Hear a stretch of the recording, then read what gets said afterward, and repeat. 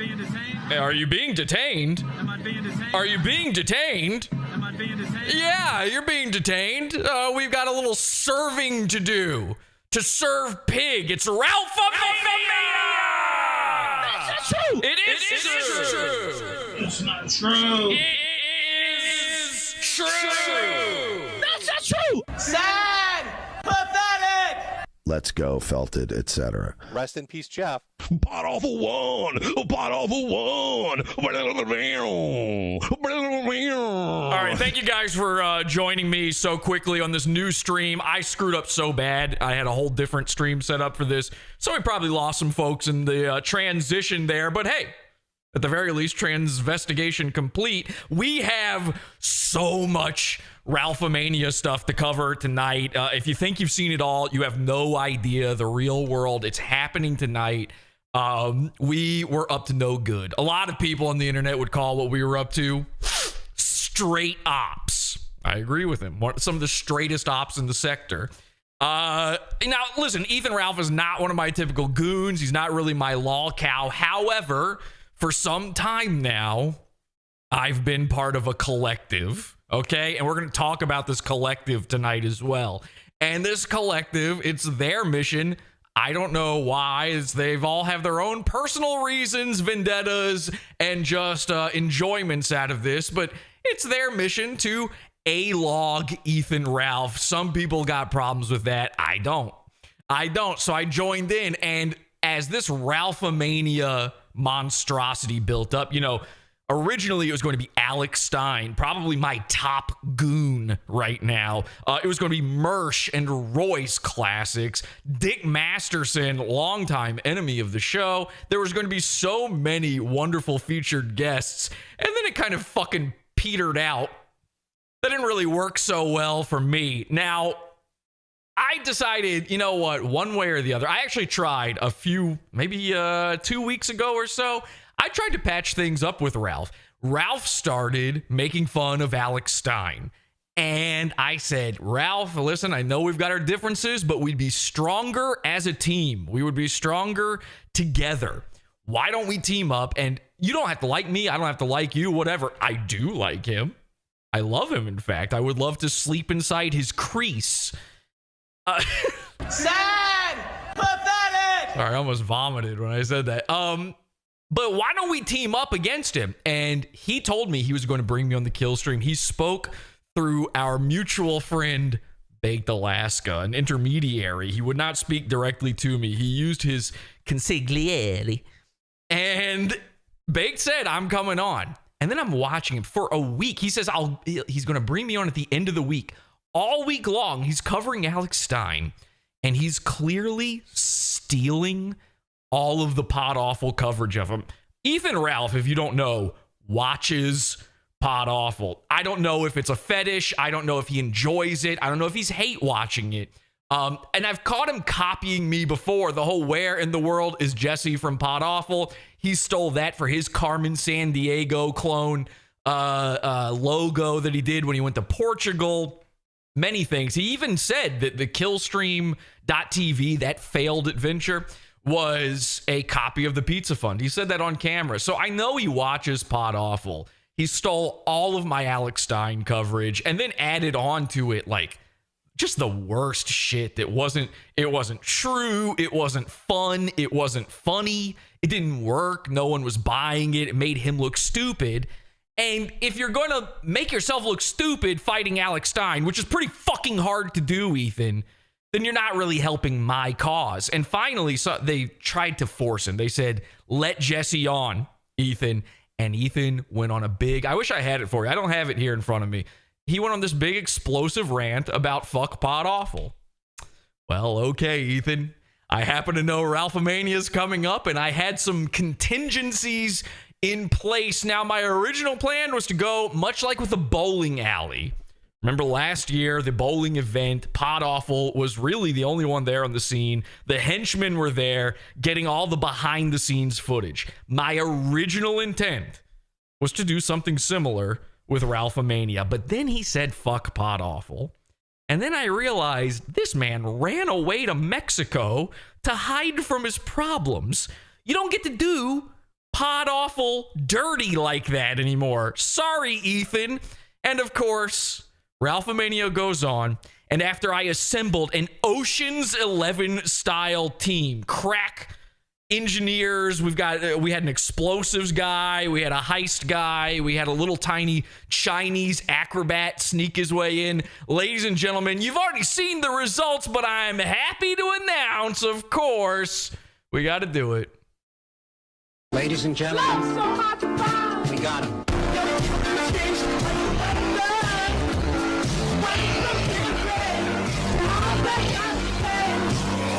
Okay, so Ethan, of course, got served the thing he was trying so hard not to do. We're going to talk about the insane steps he was going, because if you didn't have a ticket, you might not know this stuff. Some of you are going to know more than others, so don't sit there and be like, oh, we already know this. No, not everybody knows this stuff. A lot of people don't follow along with all this stuff, so be cool to the people who are completely out of the loop and catch the wave, man. Ride along with us on this journey. Now, I want to start this off at the very top by making an apology. Number one, obviously, we're still not up to 100% here with Pod Awful. This is true. I know you have no reason to believe me. In fact, when I'm talking about pranking Ethan Ralph, it might be the worst time to try to deliver real news, considering... Rest in peace, Jeff. That's right. Rest in peace, Jeff. Rest in peace, Jeff. Even Medicare fell for rest in peace, Jeff. Rest in peace, Jeff. But speaking of Medicare, so Medicare, of course, passed the torch to me. And I didn't realize that if I took that torch and if I took that stupid ball cap he sent me, and if I rubbed my balls all over it, I'd get cancer too. My intention was to secretly, I told nobody this, secretly fly to Woodbury, New Jersey to, do we have something here? Somebody's messaging me something. Oh, you fucking idiot. Get the hell out of my fucking, I hate you. Get out of my, I'm hearing noises because I forgot to turn streamer mode back on. There we go, by the way. It's like the fucking worst person ever get a message from is messaging me on Discord during a show, because of course they are.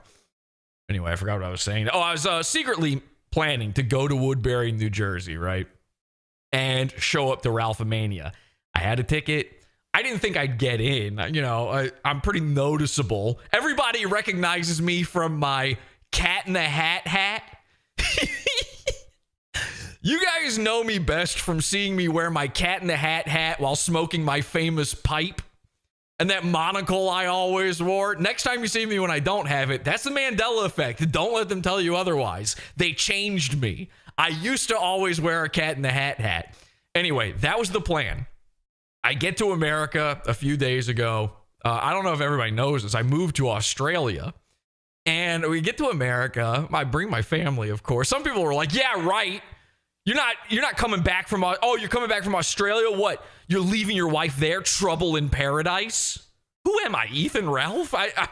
No, when normal married couples go on vacation, they take their whole family. When they travel to another country, yeah, the wife and the kids go too.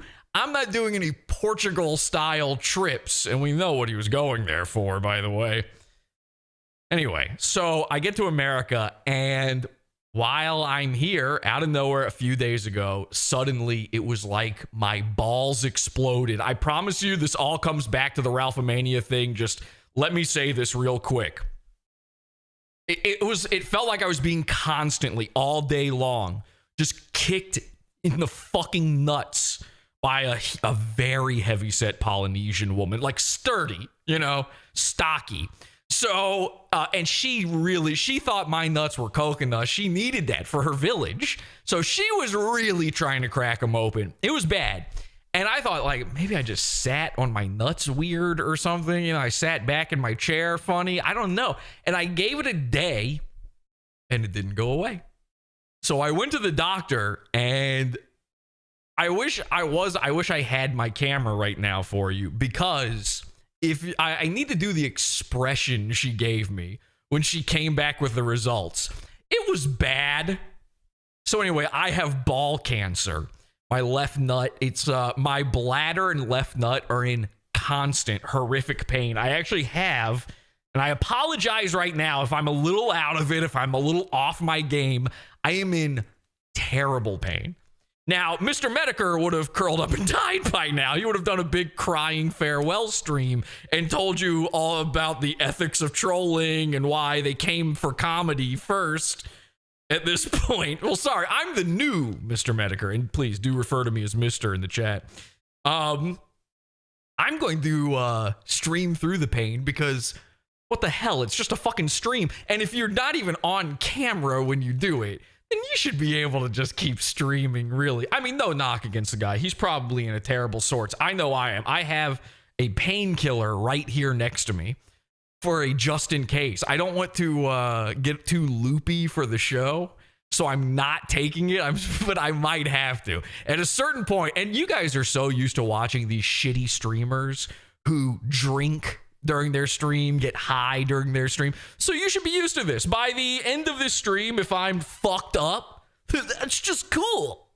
That's actually kind of cool. I should drink along with him. He's just like me. Shit. So, all right, anyway, that's what's going on. This is not a joke. This is not a bit. There's no setup. In fact, I think after this RALPHAMANIA thing, I'm Ralpha'd out. That's enough Ralph for me for a bit. You know how there was no Ralph November, and it happened to be during no Nut November? I'm doing both next month, if you catch my drift. So anyway, I'm not doing great.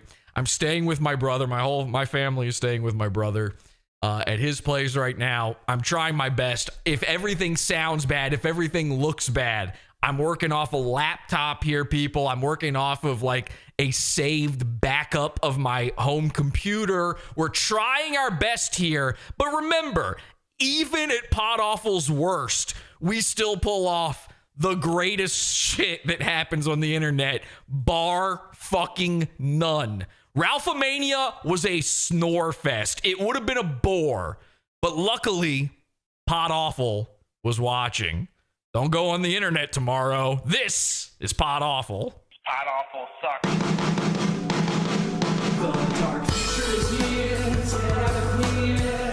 The internet is true, from space on the moon, Jesse bullies the goons. Pod Awful's watching you. La la la la la la la la la la la la.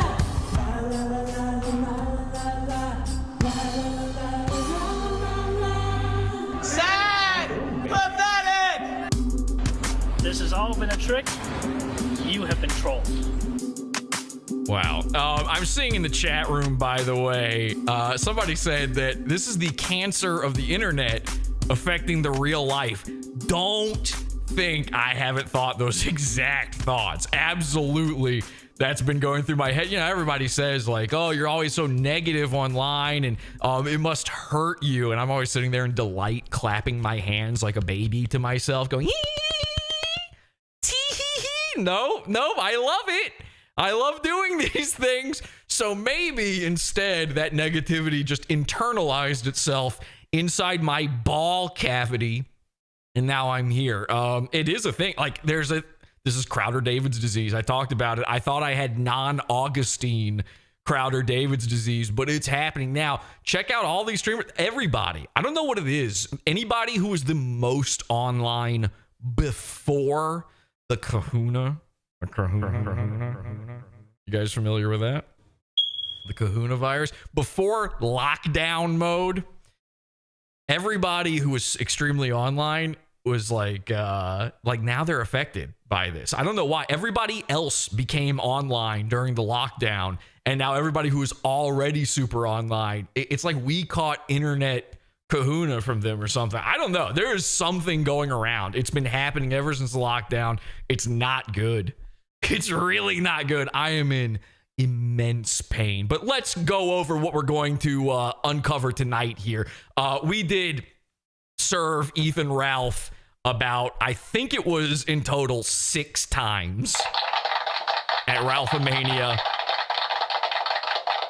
One of those was in conjunction with Mr. Vickers. Basically, Pod Awful, listen, anybody out there, if they're messing with a lol cow in real life, they're messing with a goon, they show up in my DMs at a certain point. I now have 2 grandfathers of children coming to me in my DMs saying, hey, Pod Awful, I'm Ethan Ralph's father-in-law. I'm the grandfather of his child. Can you help me out with this? And Mr. Vickers, of course, reached out to quite a few people to do this, but he knew there was essentially one man for the job, or at least to assemble the team to make it happen. He came to Pod Awful, and I was always meant to be the backup in case the real... Now, we all saw Ethan got served by the cops. That was Mr. Vickers in conjunction with Pod Awful. We knew that was happening. This is all a coordinated thing. There was a lot of misunderstanding going on Twitter. We're going to unravel all of that too. I accidentally put out misinfo while trying to correct misinfo because I was given... I cannot tell you how many moving pieces were happening. Let me explain it like this, actually. The event had maybe 100 not participants, but audience members there, and that's generous. That's extremely generous. I'm not joking. At least half of the people in that audience were Pod Awful henchmen.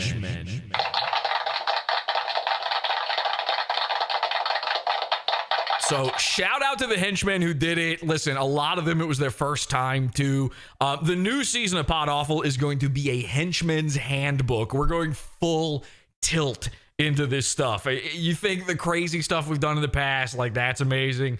Wait until you see. I'm going to start training henchmen on how to get this stuff done, because I always see the same mistakes made. We had a lot of similar bowling event mistakes happen here at RALPHAMANIA, but we still managed to get a lot of great stuff done. A lot of people would never have the ball to do this, and I guess I got to get used to saying that soon.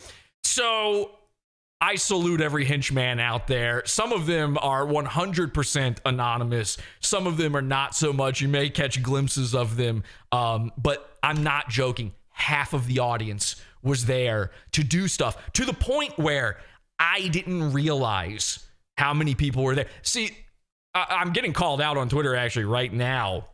There's this guy wandering around in RALPHAMANIA wearing a Pod Awful t-shirt. We all saw that, and we were like, who the fuck is that guy? We'll come to that again later in the show. So we will have Ethan Ralph exactly how he was served, the entire plans of how it happened. We measured Ethan Ralph against his will. Ladies and gentlemen, at the end of this program, we will, in fact, be bringing you the 100% irrefutable, completely accurate height measurement of Ethan Ralph. I got excited, very excited to see all of this. This is very exciting. We'll save that toward the end as well. And we've also got, listen, there were lots of questions about, there's a lot of questions about Ethan's mom's ashes. Okay, a lot of ashes talk. I did put out a tweet last night about the ashes being in the venue. We're going to address that. I literally, it's so much stuff. Like I said, yesterday there were so many moving pieces going on. I could not keep track of it all, and I was on fucking painkillers the entire time. I mean, bad. It like I was fucked up. And if you were I was in a Twitter space last night that lasted for hours, and if you were in there with me, you could probably tell I was not doing okay. By the way, my sincerest apologies to Faith Vickers, who I apparently I kept asking her over and over again about if she would ever be willing to sell a candle scented like her butthole. So my apologies. I was a little messed up and I wasn't feeling well. I wasn't in my right mind. I don't know if I even have a great stream of the full events. I'm going to kind of go back through my Twitter timeline, the stream, all the little clips and pieces I've got here, and just kind of figure this out along the way. I'll come to the chat and see what you guys want to see, what you have questions on as well. So keep me abreast of what's going on. We should probably go to, I should probably give you something right here off the top. Well, listen, I'll put it to you like this. There's a reason they call me the Podfather, okay? Because the way we got the docs into the building, they were supposedly going to have the strictest security at this place. But the way we got everything in there, the way we made it happen, I even have people who hate Pod Awful telling me, okay, Jesse, you win this round. That was pretty good. Here's a little peek into that. I frisked him. He's clean. Don't take too long. I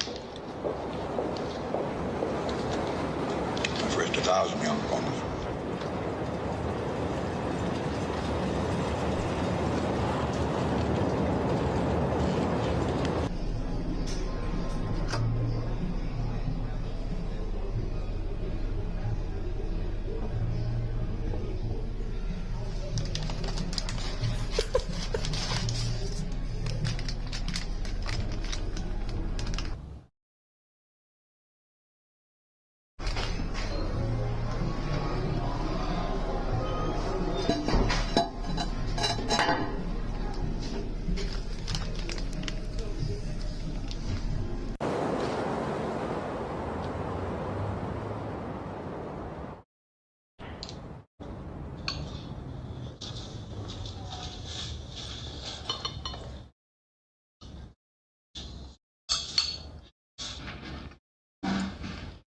Senti me? Nicolò, tu mi capisci, no? Sei italiano come tuo padre? Tuo padre sta male. Anche tu sta meglio. Diciamo ti fa un vino e mettiamo tutto a posto. Sti fissaria, si deve finire.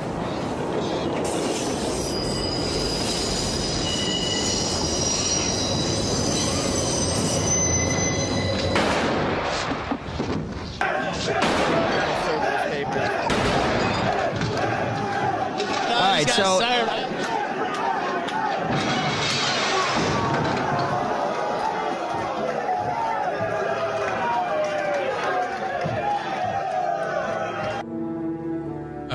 The Podfather. There it is.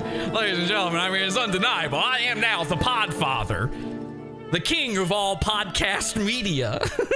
The Podfather.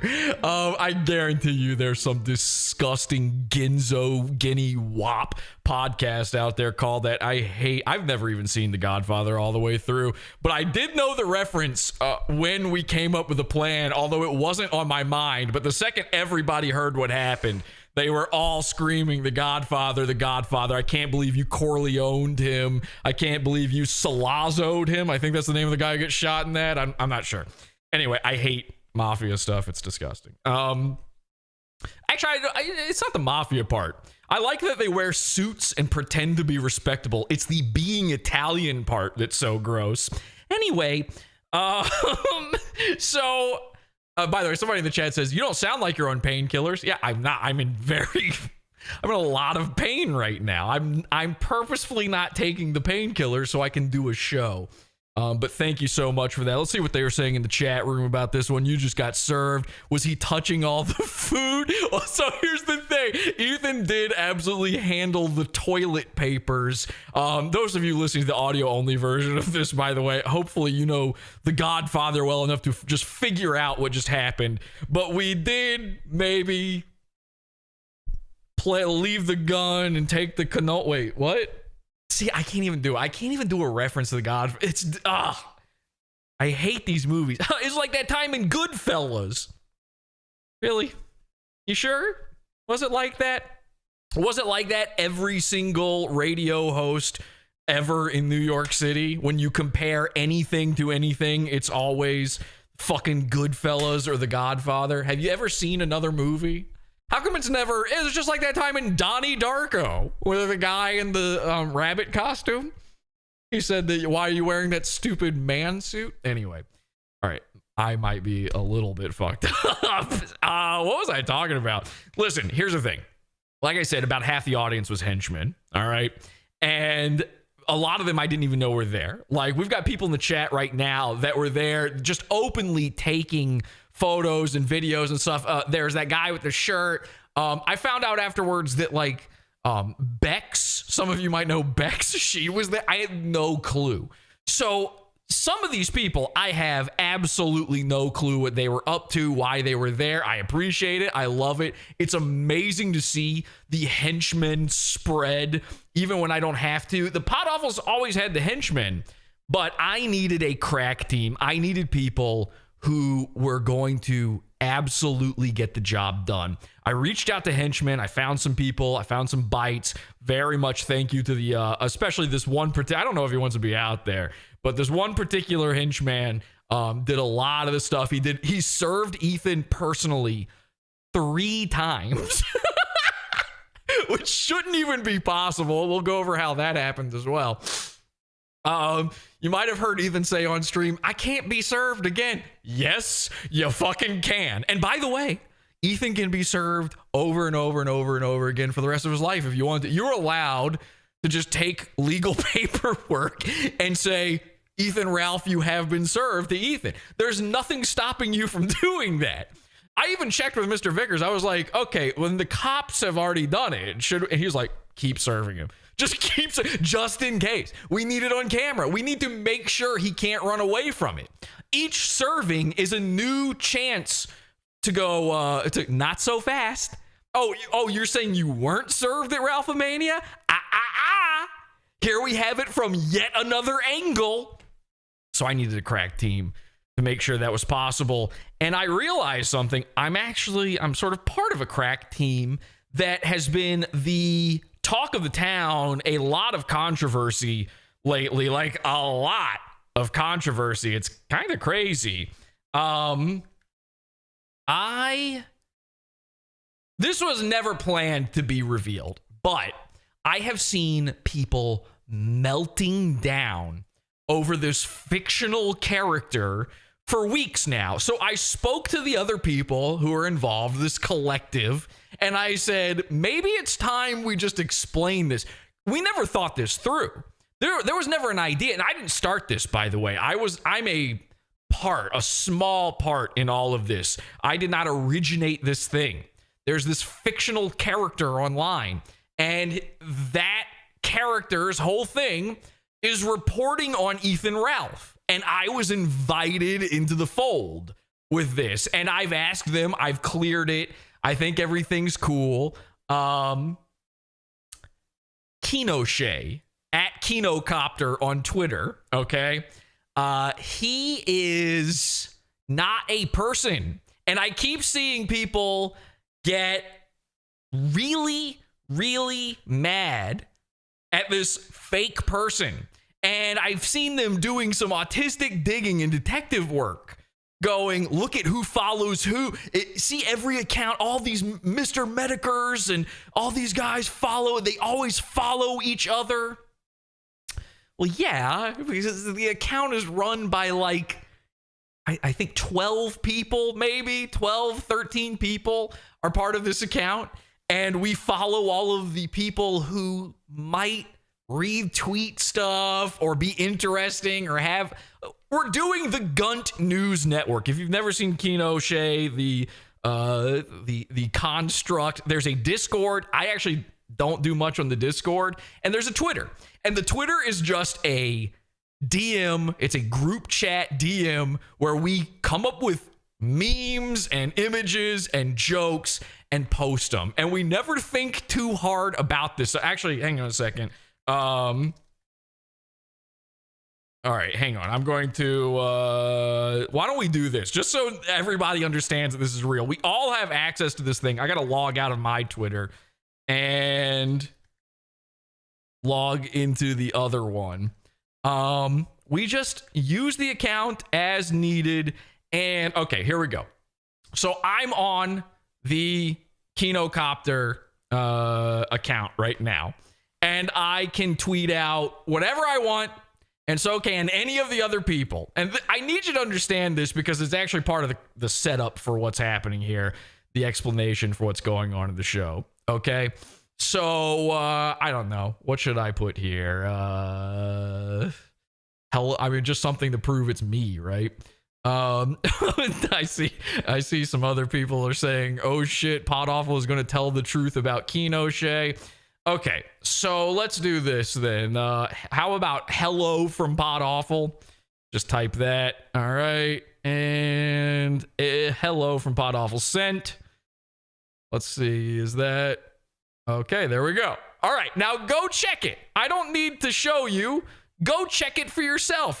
You'll just accuse me of it being a Photoshop if I do it. It's that simple. There is no Kino Shay. There never was a Kino Shay. The Gunt News Network is a joke. In fact, it's a whole different guy who does the Gunt News Network YouTube channel. Like, there's no copyright over this thing. It's just a thing. It's just us messing around. Hacked in real time. The link to the show. I already did. I did hello from Pod Awful. You can go see it right now. All right.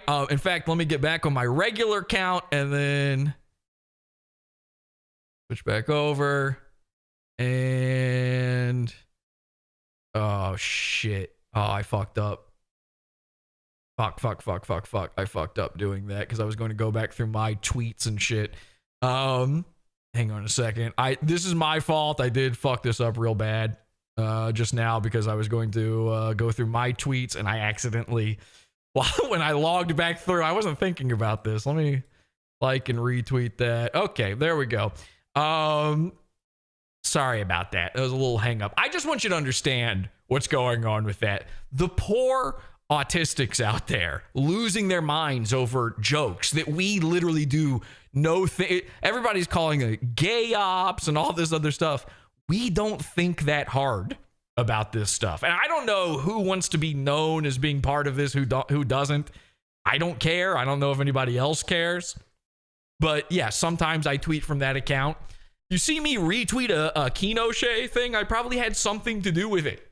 It's that simple. I was probably putting something out there to make something funny happen. It's that easy. And by the way, hi, Alex Stein.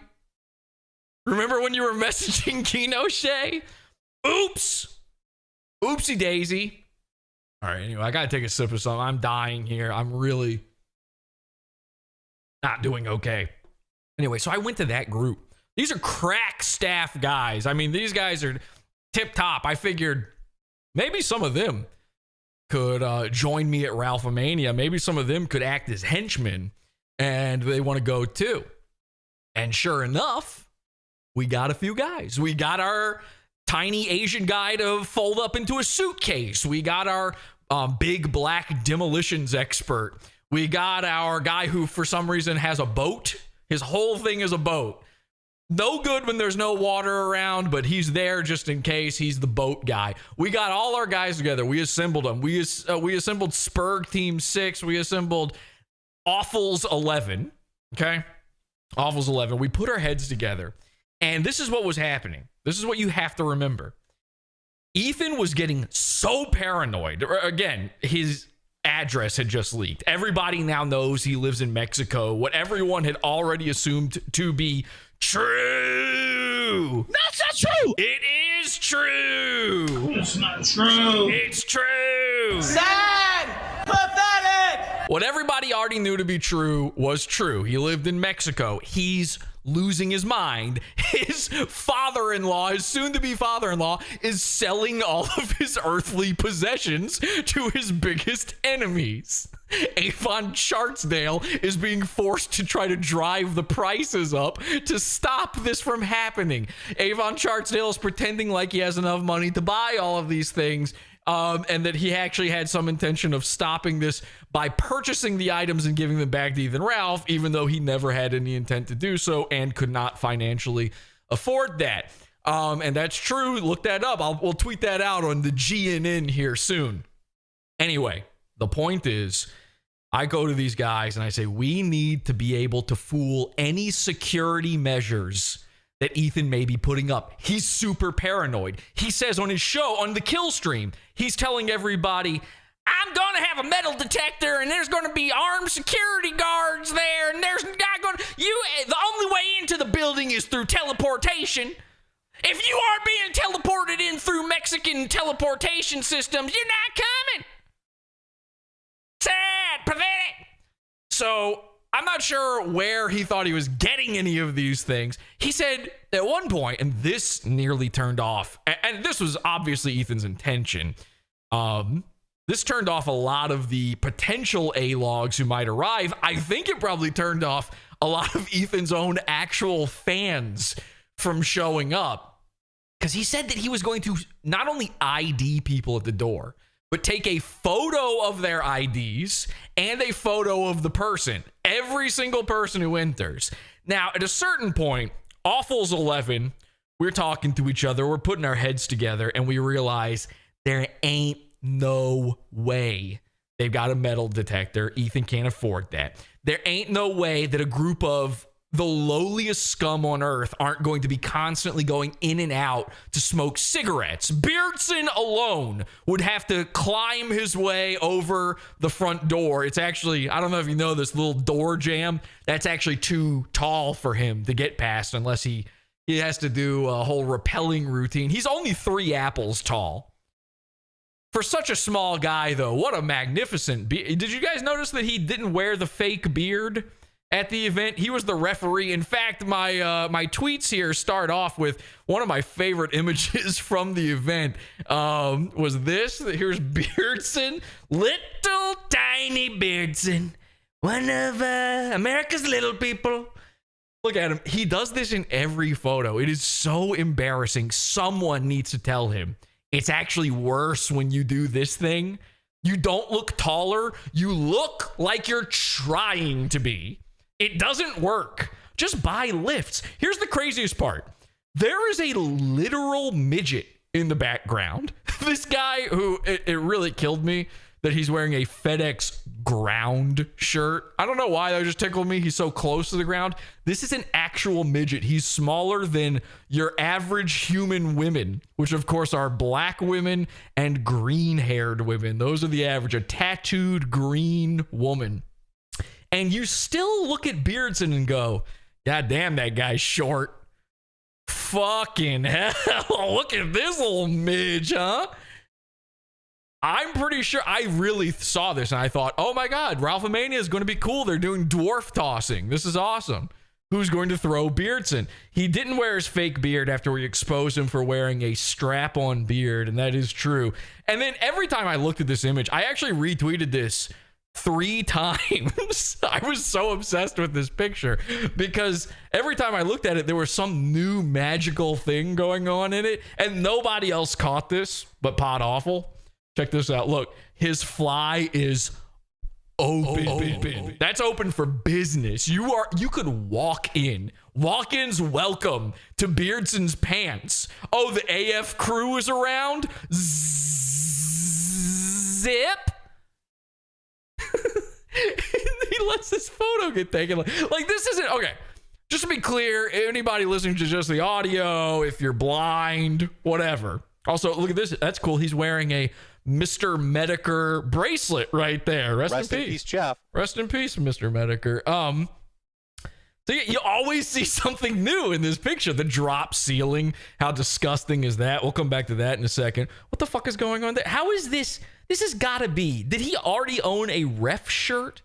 He can't be borrowing this. It's too tiny. He's too small to fit into a normal sized man's shirt.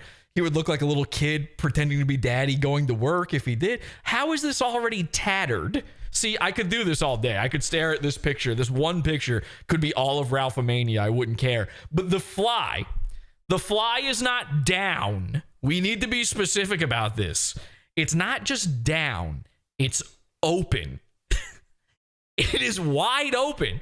And there is nothing back there. I ran this through forensics, okay? Photo forensics. I'm an expert in Photoshop and graphic design. I played with the contrast, the highlights, the shadows, everything, the levels. All right. I did a threshold test on this, everything, the works. There's nothing back here. This is a vacuous hole. You could put your entire arm into here and pull out a giant cartoon mallet. This is hammer space. It's bigger on the inside than it is on the out. And I don't mean that in the nice way for Beardson. It's the TARDIS inside here. There's nothing. There's just nothing going on in there. I don't even remember how I got onto the Beardson. Look, a ceiling fan. Yuck. I don't know how I got onto this now. Oh, I said we got to be able to get past their crack staff. And then people will be going in and out to smoke. We know Beardson loves a cigarette. He's hoping, I'll tell you this, Beardson is hoping that one day cigarettes will make him taller. He thinks like, maybe. Listen, when I was a kid, all the kids who smoked looked cool and older. Not taller, Beardson. What? All right, that, I gotta be honest, that took some of the life out of me. And we've just, it's Majora's Mask style. We've got 2 days left now. All right, so there's no way they're carting people in and out, taking pictures, checking to see, because people are going to just be going in and out. So we decided, listen, we can't know for sure what the security measures are, but he will probably attempt to have something. At the very least, he'll have some thugged goons standing around looking for anyone suspicious. Now, the thing about these events is, and this is something that the henchmen need to learn, anyone at these events look suspicious. These are the weirdest fucking people on Earth, and so are the people that I'm sending there. So you fit right in. I kept trying to explain this to them. I said, literally do nothing. Act natural. You know, stand on all fours, chew grass, and go moo. It's the same. There will be people walking around in puppy fetish masks, probably. I wasn't far off on that one, by the way. There was a guy wearing a very strange mask the whole time. I mean, for fuck's sake, Chaggot was there. Need I say more? In an event where Chaggot is welcome, how do you do an ocular pat down of 72 guests? It's impossible, especially when half of those are pod-awful henchmen.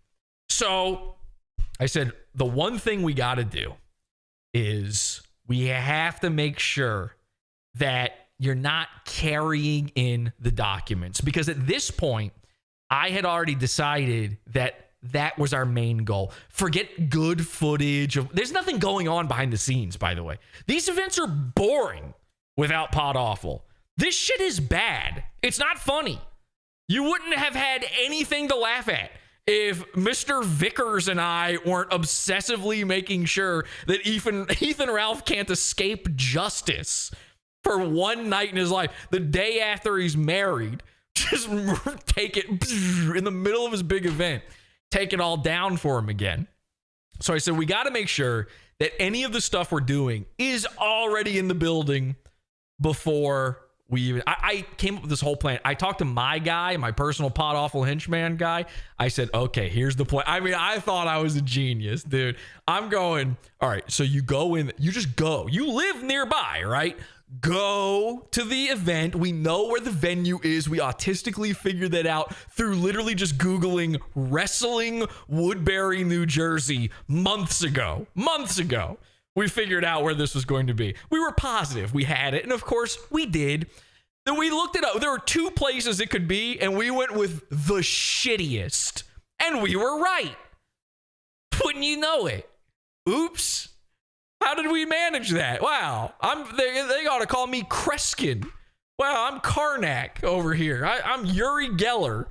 Man, I just reached out through the computer and read Ethan's mind on where this place was. Oh, it looks like fucking garbage. It's in the ghetto. That's it. That's the one. So I told the guy, like, all right, here's what you do. Let's take a look at the building. We're looking at it on Google Maps. We're looking at it on Street View. We're doing the whole thing, like absolutely, checking out every corner of this place. There it is, the American Legion Post 133. Look at this hellhole. It's right near the train track, so you know it's good. You know stuff is good when you can hear the train every once in a while. Wrestling. So we saw this. We knew we had the right place. We're looking around. This fence over here, by the way, this is like a side yard that the Legion Hall owns. We thought like, okay, toss it over there. There's probably a side door. You could get in there and then get it. They're probably not checking the side door, just the in and out. That's probably a way. I mean, we had scoped out the whole place. I tell them, okay, here's the plan. Go there. What you're going to do is you're going, and then we came up. I said, oh, you know what? They almost certainly have drop ceiling tile. And of course they did. Disgusting drop ceiling. I hate drop ceiling. Every time I see a drop ceiling, it makes me think of a poor child eating nothing but mustard with a butter knife. If you have a drop ceiling in your home, I regret to inform you that you were abused as a child. You were probably molested. And if you have it at a business like this, then that's where the next Ralpha show is going to be held. Watch out. Businesses everywhere.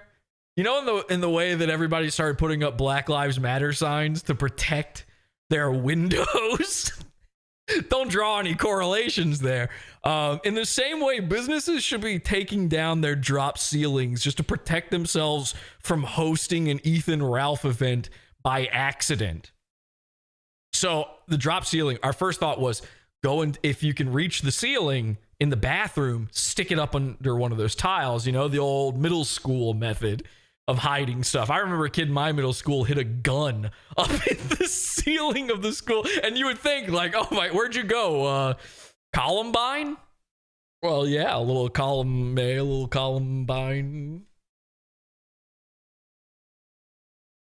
So we thought like, actually the ceiling's pretty high there. I don't think that's going to work. So then we thought the toilet tank. We'll put in the toilet tank. I used to do this as a kid. I would hide stuff in the toilet tank. I would play pranks.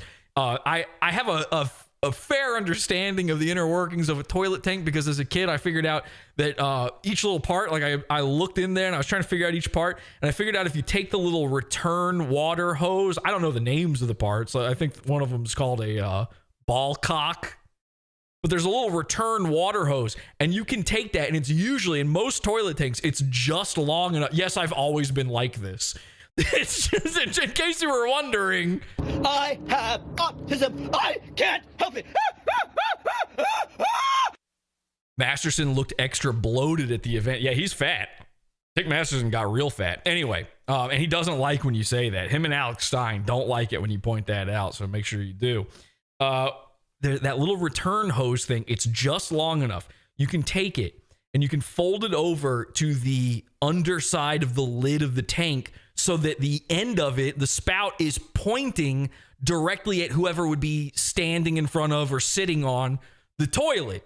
So when they go to flush, that thing starts immediately shooting water and it will never stop until it's put back into the right place. This is a prank that is kind of like, don't do this at a friend's house. I'll just say that is a very mean thing to do. It's devastating because they can't figure out where the water is coming from. It looks invisible when you do it. I hope I'm explaining it well enough. It is I don't know, maybe there's like a more modern type of toilet and this doesn't work anymore, but if you know the type of toilet I'm talking about, this is devastating stuff. And I would hide stuff in the toilet tank. I do an upper decker, the whole 9 yards, right? So I said, stick this stuff in there. So then we go to the other guys from our crack team, Awfuls 11, and we go, okay, guys, here's the plan. This is so funny. We're rubbing our hands. We're like, here's the plan, guys. We're going to sneak this stuff. And they're like, we did that.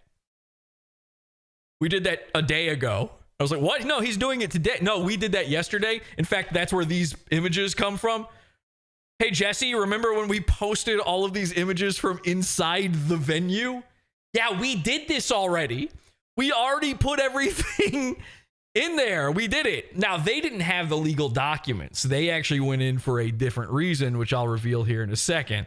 But they took photos. And so both teams of my guys went in there and just said, yeah, we're thinking about renting the hall. Can I take a look around? And then both of them just oddly excused themselves to the bathroom.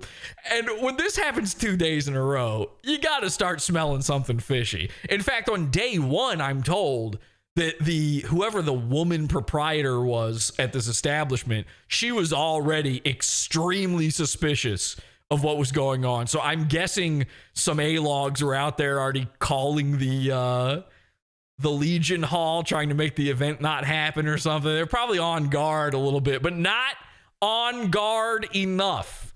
Let me see if I can find for you our video of planting the Evides inside there. Again, we were given the court docs by Mr. Vickers. Okay, here you go. Oh, this is great. So here's my dude going in the next day and planting it in. He goes in, he tells him the same story. I got a big family reunion coming up. By the way, my dude was scared to do this. And I was like, will it make you feel better if I call them up ahead of time and ask if like I can come by? And he was like, yeah, sure. And then I just fucking forgot to do that. I didn't do it at all. And then he contacted me later. He's like, I'm ready to go by there. Did you call? And I was like, yeah. And he was like, what event did you say I'm having? I said, a really big family reunion. And he goes, okay, cool. And he goes in and he nails it. He does everything he's supposed to do. Now look at this. So this is him planting it. We've got a watertight bag there. Ziploc. Shout out to the Ziploc Corporation for being a part of RALPHAMANIA. And then he puts the toilet tank back on. Everything is good. All right. So I'm dying laughing just seeing that. Like, that was enough for me. If we had never even served him, just the idea of doing this, the Awfuls 11, the setup for all of this was great enough. Then my other guys say to me, no. While he's in there, make sure he checks for what we planted inside. Because remember, they snuck in there for a reason too. I'm like, oh yeah, check to make sure our thing is still there. Ours is under the sink. Ladies and gentlemen, this is real. Here was the item placed under the sink. That is a tiny little tape measure, because it was in our best interest to make sure that Ethan Ralph officially gets, for the first time ever on camera, height docs. Okay? So they literally taped it up under the sink. In both cases, both of my dudes tell me, listen, I don't know if the things are still there, because I'm pretty sure the lady was listening outside the bathroom. I think they knew something was going on. What are we doing? Everybody in the chat room is losing. Ha ha ha. 5'1". Now, this is the thing. This is the point of contention. Ethan Ralph says he's not 5'1". The internet says he is. Who do you believe? Well, worry no more, because tonight we will reveal Ethan Ralph's height. Now, a big problem with this was, and the reason our henchmen wanted this check to make sure it was still there, is everything needed a fail-safe. Everything needed backup of backup. What if Ethan was smart enough to check this stuff? What if this terrible little tape didn't hold the tape measure up? What if it didn't stay there long enough? What if? We had to have redundancies in place. We had to have backup countermeasures, everything ready to go. And like I said, our number one priority was getting our henchmen in there at least the first time through with no paraphernalia on their body. Maybe once they see how the event's going, they can sneak back out and get whatever they need to get. Maybe. We weren't sure. But we had to make sure that first time through, if they're IDing people, if they're taking photos, if they're searching your bags, if there's a metal detector, that we had to have backups. So this was not even the only tape measure on premises.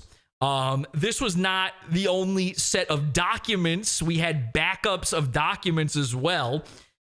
The henchman who put the tape measure in place also came up with the idea of, I've got a belt buckle, a metal belt buckle, that if they scan me, if they've got one of those hand waving metal detectors, if I put the tape measure behind it, they're not going to think twice about it. It's going to be the belt buckle, and it's tiny enough, it'll go behind the belt. I mean, he was thinking of everything. We literally came up with a plan of how to print the documents off inside the building.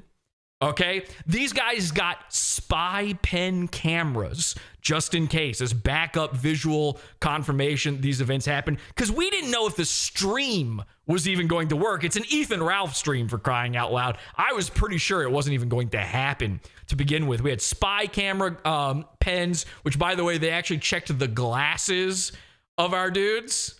You'll see that at one point in here if we get to it.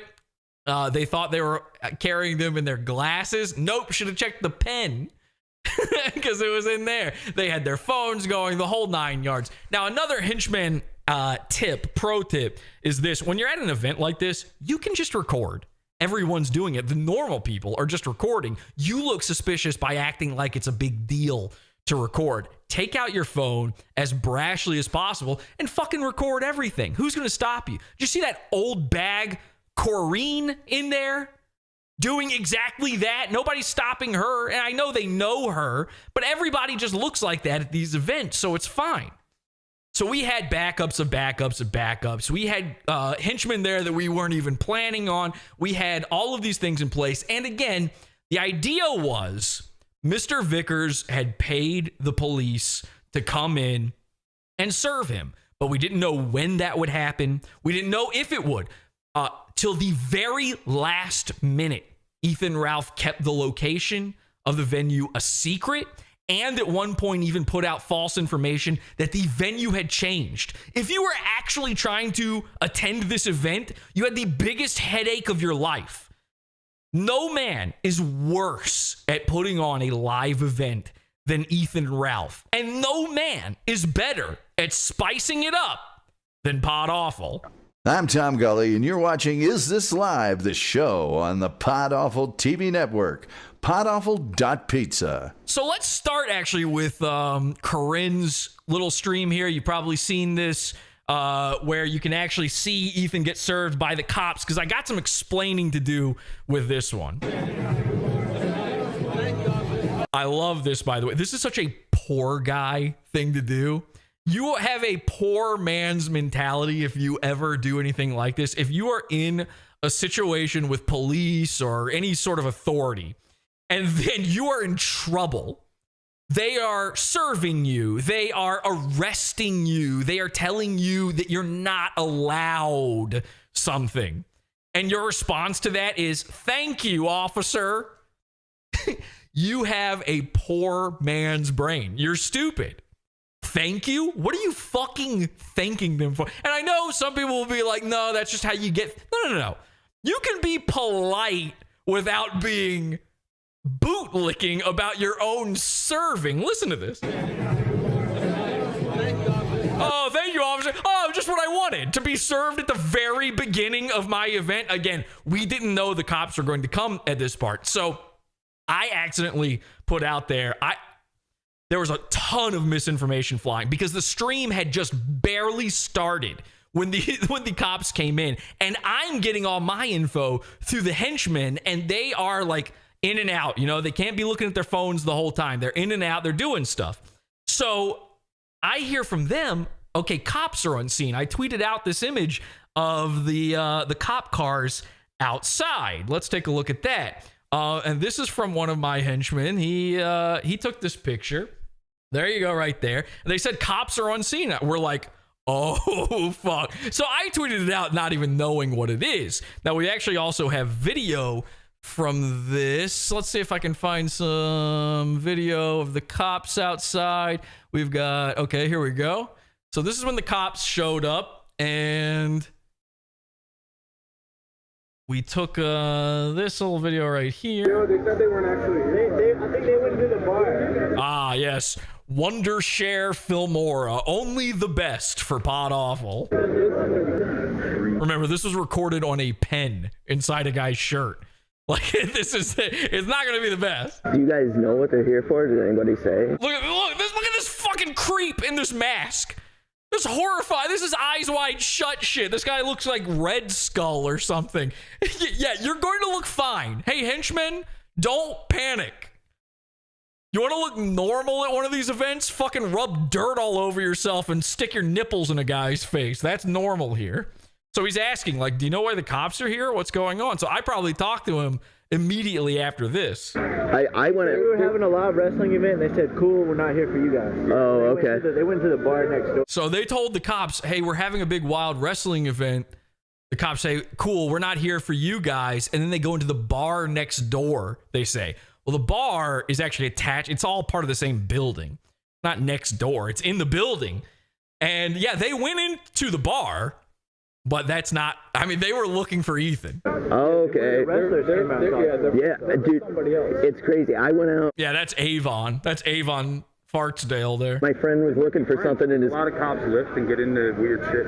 My friend was looking for. Yeah, My friend was looking for something, and we walked out front, and 3 cops showed up. I'll make sure. I used to be a boxer in Philly, and tons of cops. Come in all the time. It sounds like everybody involved in this, by the way, is wearing some sort of gimp mask. Yeah. I'll make sure these fucking weirdos don't come in here. Did his ball sack just come into frame? Are you mocking me, dude? I have ball cancer. What the hell was that? Come in here. That's like no. Did you see that? Hang on a second. Let me just roll this back. I'll make sure these fucking weirdos don't come in here. That's like fuck? no. Really, what to do? No. And even if they come in, they'll see that's not what they came for, and we're good. Right. As long as somebody doesn't do something like real lame, we're fine. Yeah, but it's just weird that they're here. Yeah, I think it's like Lulz and Beardson are standing there and stuff. I won't bore you with that because you can barely hear it. There's another part. Let's just check it just to see. We got a bunch of clips here. We got tons of stuff to look at. We're having a good time. They're not supposed to. Well, maybe they are. Maybe somebody in the bar next door. And how cool is this? I'm showing you these clips. There's no super chats. I don't take your super chats. There's no ads. It's completely free. I'm not paywalling any of this. All of this is 100% free. But if you do want to support the show, all of our shit is banned from YouTube, and I put it all over at podawful.com now. Tons of it, most of it, is actually free at podawful.com. Podawful.com, podawful.pizza. It's all the same website. The Pizza Fund, there's actually so much free stuff because I'm mad that it's not on YouTube. I want people to still see it.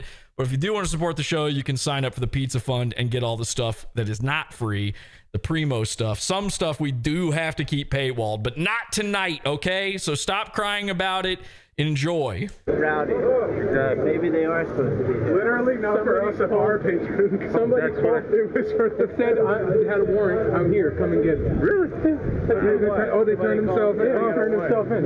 You can see his security guard is there. Who's got the warrant? Some guy was in the bar in there. He called. See, all right, this is what we had to hear. They said, who are they coming in for? And they said, some guy who's in the bar there. So my guy hears that, and he reports back to me, the cops aren't here. It's not the Vickers cops. These guys, it's an unrelated thing at the bar. So I tweet out, okay, it's an unrelated thing. This isn't our thing. Meanwhile, our dude who's supposed to be serving Ethan has already gone up to Ethan and said, and remember, he's got to do this. In order to serve Ethan, Ethan has to have been positively identified. Now, that can happen a bunch of different ways, obviously. Ethan could just say himself, hi, everybody, I'm Ethan Ralph. Welcome to RALPHAMANIA!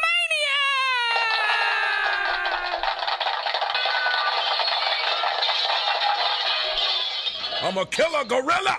Y'all some retards. And if he did that, boom.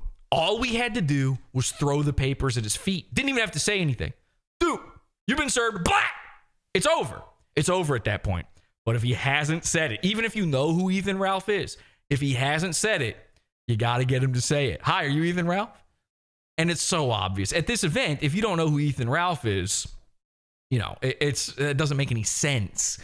So my guy, before the cop showed up, and this is why I had we were under a misunderstanding. I told him, listen, the second you we don't know when the cops are showing up.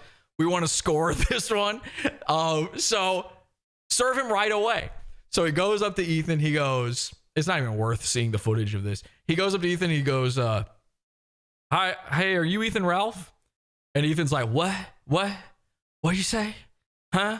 He's like, yeah, I'm sorry. Are you Ethan Ralph? And he's like, man, get out of here. Come on now. What? And literally in the middle of this, that's when the cops show up. And Ethan uses, this is what's so funny about it. Ethan uses the cops showing up as an excuse to walk away from the obvious process server. In the meantime, forgetting who the process server is. So now he can't kick the guy out. He's like so afraid of getting, he's like, oh, cops are here. I need to go. I'm the big man of the event. Let me pull up my pig trousers. Which, how does a pig wear pants, by the way? On just the back legs or all four? Let me pull up my pig trousers over my quad tits and ask the big men. Well, it's all. Let me go thank them for their service. Oh, you're here to serve me? Well, thank you. Thanks.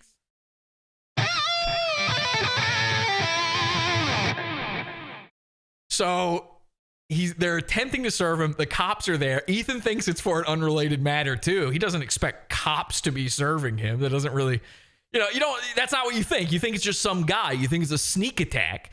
Vickers was not letting anything, like, this was happening. This was going to happen no matter what. And I think Vickers knew about the wedding in Vegas and stuff. He could have done it at any time. He could have done it at Atlantic City. He could have done it before the event. He was timing it to happen during the live stream at the event. And really, I hate cops, obviously. I mean, A-cab, nigga. But, I love black people, so I can't like cops. It's not my own personal white prejudices against them. It's because of my love of black people. So, I don't like cops. I'm no fan. But cops that show up on time for something like this, that's pretty impressive. Each of those cops earned a hearty $10.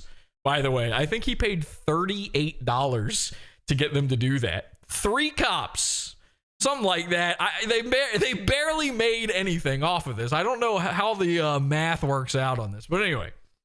So Ethan goes over to the cops thinking it's his safety from this dude who's asking him his name, and then the cops serve him. So we were so close. And so I say to Vickers, I'm like, that's not them, right? Because I'm being told by all of my people inside that they're there for some guy in the bar. Well, the cops are confused too. They think they're there for some guy in a bar with a warrant out. Like, I don't know how they think that. Cops are fucking stupid. Listen, cops are actually, they're what you call street smart. Cops are actually pretty street smart. They can really figure out the velocity needed to beat the shit out of their wives most effectively and make sure it clears up in time for the big cop holiday picnic photo. So these guys didn't know what they were talking about. My guys are getting confused. I'm now trying to correct what I think is misinfo going out, but is actually somewhat true. They were wrong. I was wrong. Everybody was wrong in this situation. So that's what happened with that. If you saw me on Twitter saying like, no, my guy, I thought my guy served him because he got served when my guy went up to him. You see what I'm saying? So I say to Vickers, what do we do? He says, keep serving him. Now, my nigga, I like the way you think. So I tell my dudes, I'm like, let's make sure that Ethan gets served all night long. I don't know how we do that. I don't know how many people we've got in there, how many times this can happen. I don't know how much extra paperwork we brought along, but certainly we needed to make sure that Ethan got handed those toilet papers at the very least. That had to happen. And we just thought it'd be funny if he just got served over and over and over again, and then his height got doxxed. All right. Now, let me go through my Twitter here and see anything I might have missed. So I showed, of course, Ethan getting served. Actually, let me go through. We've had some people. Thank you so much to the Pod Awful Cult for making clips from the stream for me. We had, this is part of it. I wanted the Pod Awful Cult to be a part of this as well. People were all watching in Discord together, enjoying it as I'm orchestrating these events from my deathbed. And so I said to them, listen, we're calling this Operation to Serve Pig. There's a cookbook. So why don't we actually serve everyone there some pig. Wouldn't it be funny if Ethan, who won't understand the joke, never understands the joke, his stupid followers don't understand the joke? It could not be more obvious what the joke is, but they still don't get it. Wouldn't it be funny if everyone there is eating pig in front of Ethan Ralph, including Ethan himself? So I told everybody, let's just start sending pork deliveries. No coleslaw this time. Let's just get pork deliveries going on, okay? Let me see here. We've got one that says sausage delivered, sunglasses stolen. I don't know how in order any of this stuff is. I'm just gonna play some of these clips so we can look at some video here. Video's nicer, right? Let's take a look at this. This is sausage delivered. This venue as well, American Legion here, Woodbury, New Jersey. I'm not the deliverer. Okay. Sorry, I can't. I'll tell you in a second why I'm laughing. Listen to how fucking boring this event is. And this is something you need to know, by the way. You think this sounds bad on stream? I found this out after the fact from somebody who was there. The audience can't hear Ethan and Dalton, the announcers. There's no PA system. Their audio is only going into the stream. So there's no commentary happening. So when nothing's going on, it is dead silent in this room. I just don't think at any point, like if I play something from a clip or whatever from outside of the stream, don't think I've removed the audio. There's no music. It's just silence. Awkward silence. This venue as well, American Legion here, Woodbury, New Jersey. Why would you say where you are? By the way, what was the point of that? I'm not the deliverer. This just showed up. Okay, so some guy comes up and goes, "Hi, this came from DoorDash. I'm not the deliverer. This showed up." He's like, doesn't want to get kicked out. He sees all these deliveries coming in, and now this guy, the DoorDash person, goes to this poor sap and says, "Will you give this to him? I don't want to walk over there." And he's like, "Okay," but he knows that means that something bad could happen to him. I don't know. She's over there. Oh, let's go. Hey, I'll take that. I'll eat that. Okay, so now it says sausage delivered, but we ordered this stuff. It was actually a giant pork loin. We sent Ethan pig's ears, pig's feet, snouts, sausages, links, loins, anything pork product, bacon, belly fat, whatever. We were sending it all. Yeah, kick that guy out. Kick that guy. Now they want him gone for just bringing it up to the table. Is this a little hearkening back to a coleslaw incident? And by the way, slaw is war. Wait until you see the stickers that got put up around the event. Get him out of here. Huh? Hey, but I'll eat that. Hey, give me the sausage. Dalton is desperate to eat the pork next to Ethan. I don't know why. I don't think it's cooked. I'm pretty sure it's an uncooked loin, but Dalton wants to yummy down on this thing. He took the sausage. By the way, they're calling, I don't know if you know this, Dalton, they're calling him Clod Awful. All right. Listen, his logo is looking a little suspect. He's growing his hair out. He's got some interesting glasses. He tells me he's a fan. I watch a show. I'm trying to help him out with the show. This year, my new thing is I'm going to take it as a compliment when people do similarities, we'll just call them. And I'm going to start grooming these teens. Don't clip that out. Hang on a second. I mean teenagers of consenting. 18 and 19, those are fine ages. You can't just assume teen is bad. There's two whole ages in teen that are 100% on the table. So Dalton, I have taken under my wing, and I am helping him with his studio. I'm helping him with his look. I told him, grow out the hair, get the glasses, steal my logo. And I don't know what it is. Dalton's real hungry for this loin, but they're calling him Clod Awful. So let's get that going. I was bringing sausage. That looks yummy. I don't want that fucking sausage. Yeah, of course Ethan doesn't want it. He's not a cannibal. All right. Well, again, it's uncooked. What are they? even to consider it. Random strange sausage being passed out. If your haters are just sending you free food, then I want your haters. Yeah, they do that a lot. All right, Clod Awful, you got him. Did you see the cake? You're gonna have cake with me. All right, let me get a bite. You know do what? you have a bite? Have the sausage and you have cake. The cake. We got to talk about the cake too. Hang on. Everybody's talking about the cake. Is the cake a lie? Is it not? We will find out. All right. We've entered a new portal into a new dimension of nonsense wrestling gay shit. Actually, let me talk about this for a second. This is an event based around wrestling, the worst, fakest, gayest thing that's ever existed. All of the people tuning in for all of the shenanigans that might go on and going, is this real? Is this not real? Grow up. It's a wrestling event. The shit already sucks. If we add things on top that aren't real or make no sense, that's just better. You know what the gay part of wrestling is? The wrestling. It's all the fake stuff from wrestling that's like almost passable. It's stupid. It's weird that grown men take it seriously like it's actually happening. I don't like that. You know, when there's no punchline at the end of it. But just to be clear, I'm not talking gay fabe here or anything like that. And everything I'm telling you here tonight is true. But a lot of people, I just see it on the timeline. I get comments. I see messages. I read Kiwi Farms occasionally. And everybody trying to pick apart what's real and what's not at a wrestling event. You sound retarded. I have autism. I can't help it. And I'm saying that like with the utmost respect. Don't get mad at me over it. Even if you don't like me, fine. But you don't have to like me. But see my point in this a little bit. If we add a layer of fun fake over top of Ethan's boring fake, who is hurt by this?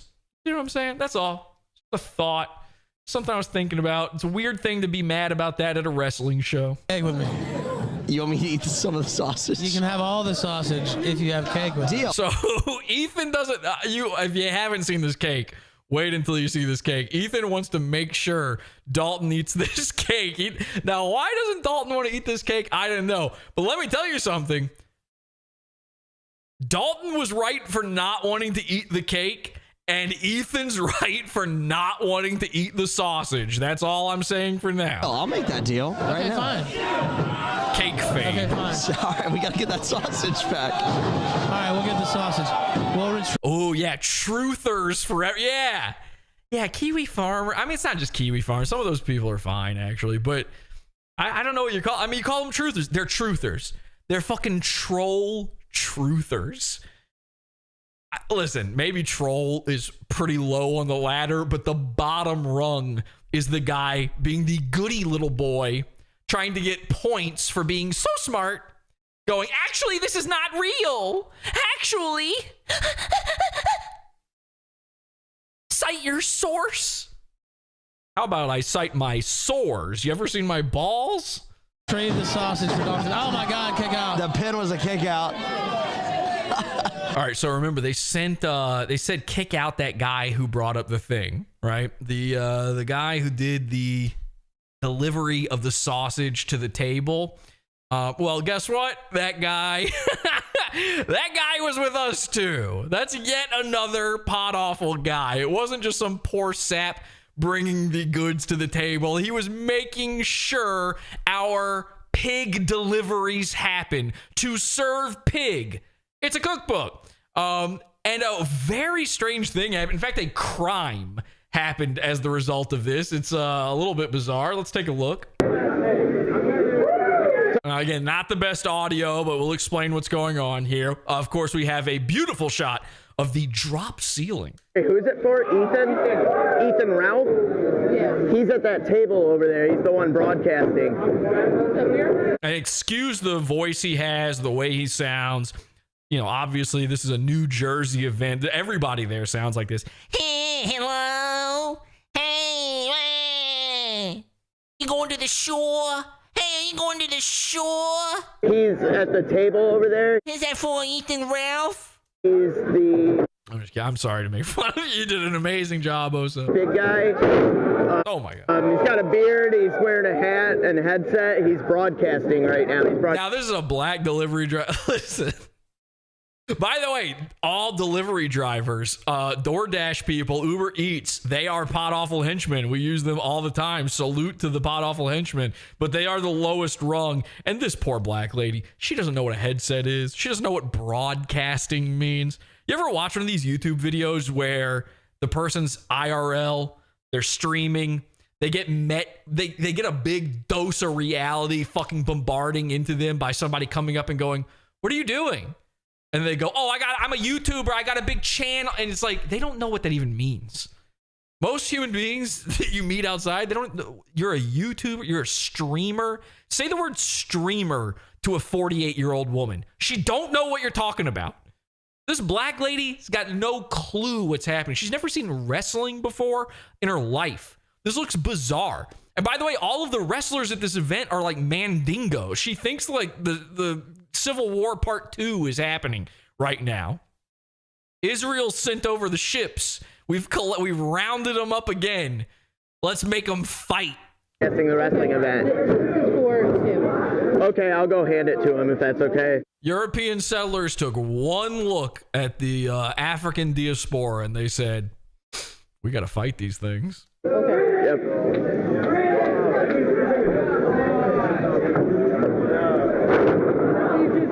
So he's afraid it's not going to get delivered, so he does it. He is trying to get her to do it. He knows the risks. Ethan Ralph, this just showed up from DoorDash. I'm not the deliverer. This just showed up. She's over there. And there's an old lady in the chat saying, "I'm older and I know what you're talking about." Yeah, well, obviously you do. You're in a chat room, you old bag. But thank you for being here. H2BH, by the way, happy to be here. What a fun time we're having. I am in terrible, immense pain. My left testicle is killing me. There's actually a gigantic lump on it. Can't even take care of it until later in the week here. I really want to put a gun in my mouth. It's time to end it all. And I know about half the people watching right now would love for that to happen. But I guarantee you, my goal is to just outlive Medicare. Okay? If I fucking die before him, that's going to be extremely embarrassing. You will never know. I have contingencies in place. I have dead man switches in place. You will think I'm still alive for months, if not years, and you will never find out. Let's go. Hey, I'll take it.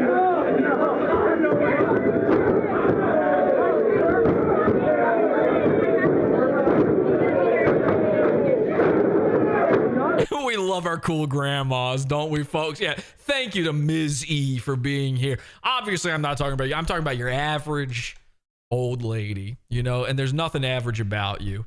Not your personality. You're above, you're exceptional, Ms. E.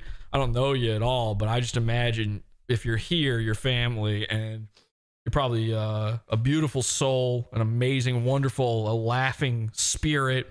Nothing about you's average. Not your waistline, I'll tell you that much. That might have been too far. It was a black lady. You can ask the bartender because she asked him where to put it first, and I said, well, she didn't. Okay, so I haven't even been paying attention to this. So he's already handed off the thing. Ethan's now telling his, or maybe he's doing that now. Ethan's now telling his minions, like, okay, you gotta kick this guy out. This guy's Cisco, Michael Cisco. He's a midget too. All of these guys are midgets. It's so bizarre. And they're hoping to God, maybe if I might grow my beard just one more inch, I'll look taller. I don't know where they get this idea. But they're trying to figure out who this guy is now. They want to throw him out. They're trying to figure out if he's there, friend or foe. And this is the thing. There are so few people there actually there for Ethan. They can't throw anybody out just in case. No, she didn't know who Ethan Ralph was, so. Anyone that brings it was going to throw it away. Thank you. It's DoorDash. So here's Big Tech. Now he's hassling our guy. And he is seeing that our guy is wearing these weird sunglasses, right? And he's thinking, oh, I'm big tech. Hey, I got tech in my name. I know a thing or two about technology. I bet this guy's got a camera in those specs. Let me be clear. These were like cheap dollar store Elvis costume sunglasses.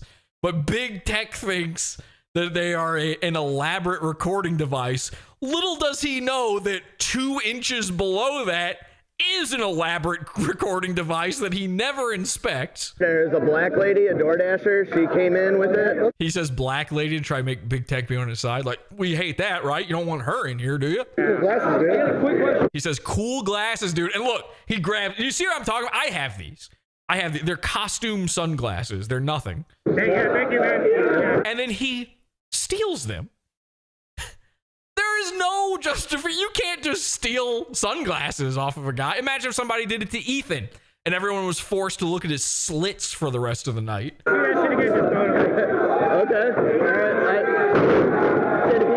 Did he just take my glasses? Did he just take my glasses? And the worst part is, this guy was borrowing the glasses from another guy. They're not even his. So a third party just got his glasses stolen. He just stole my glasses. He let him go. I know what happened. He let him go, though, because he knew that he thought there was a camera in there. So they ended up taking those glasses and giving them to Dalton, Clod Awful, and Dalton wore them. Somehow they managed to sneak them back. As the night progressed, things, as they always do at a Ralph event, things got weirder and more chaotic, and no one could keep track of anything. This is not a joke. Even my dude who served Ethan 6 times never got kicked out. He was never kicked. He left a few times and he would change his pants and then come right back in and no one noticed. I don't know what kind of pants he was wearing to begin with. Probably pee-peed pants. I would assume that he changed them because he had peed himself in fear.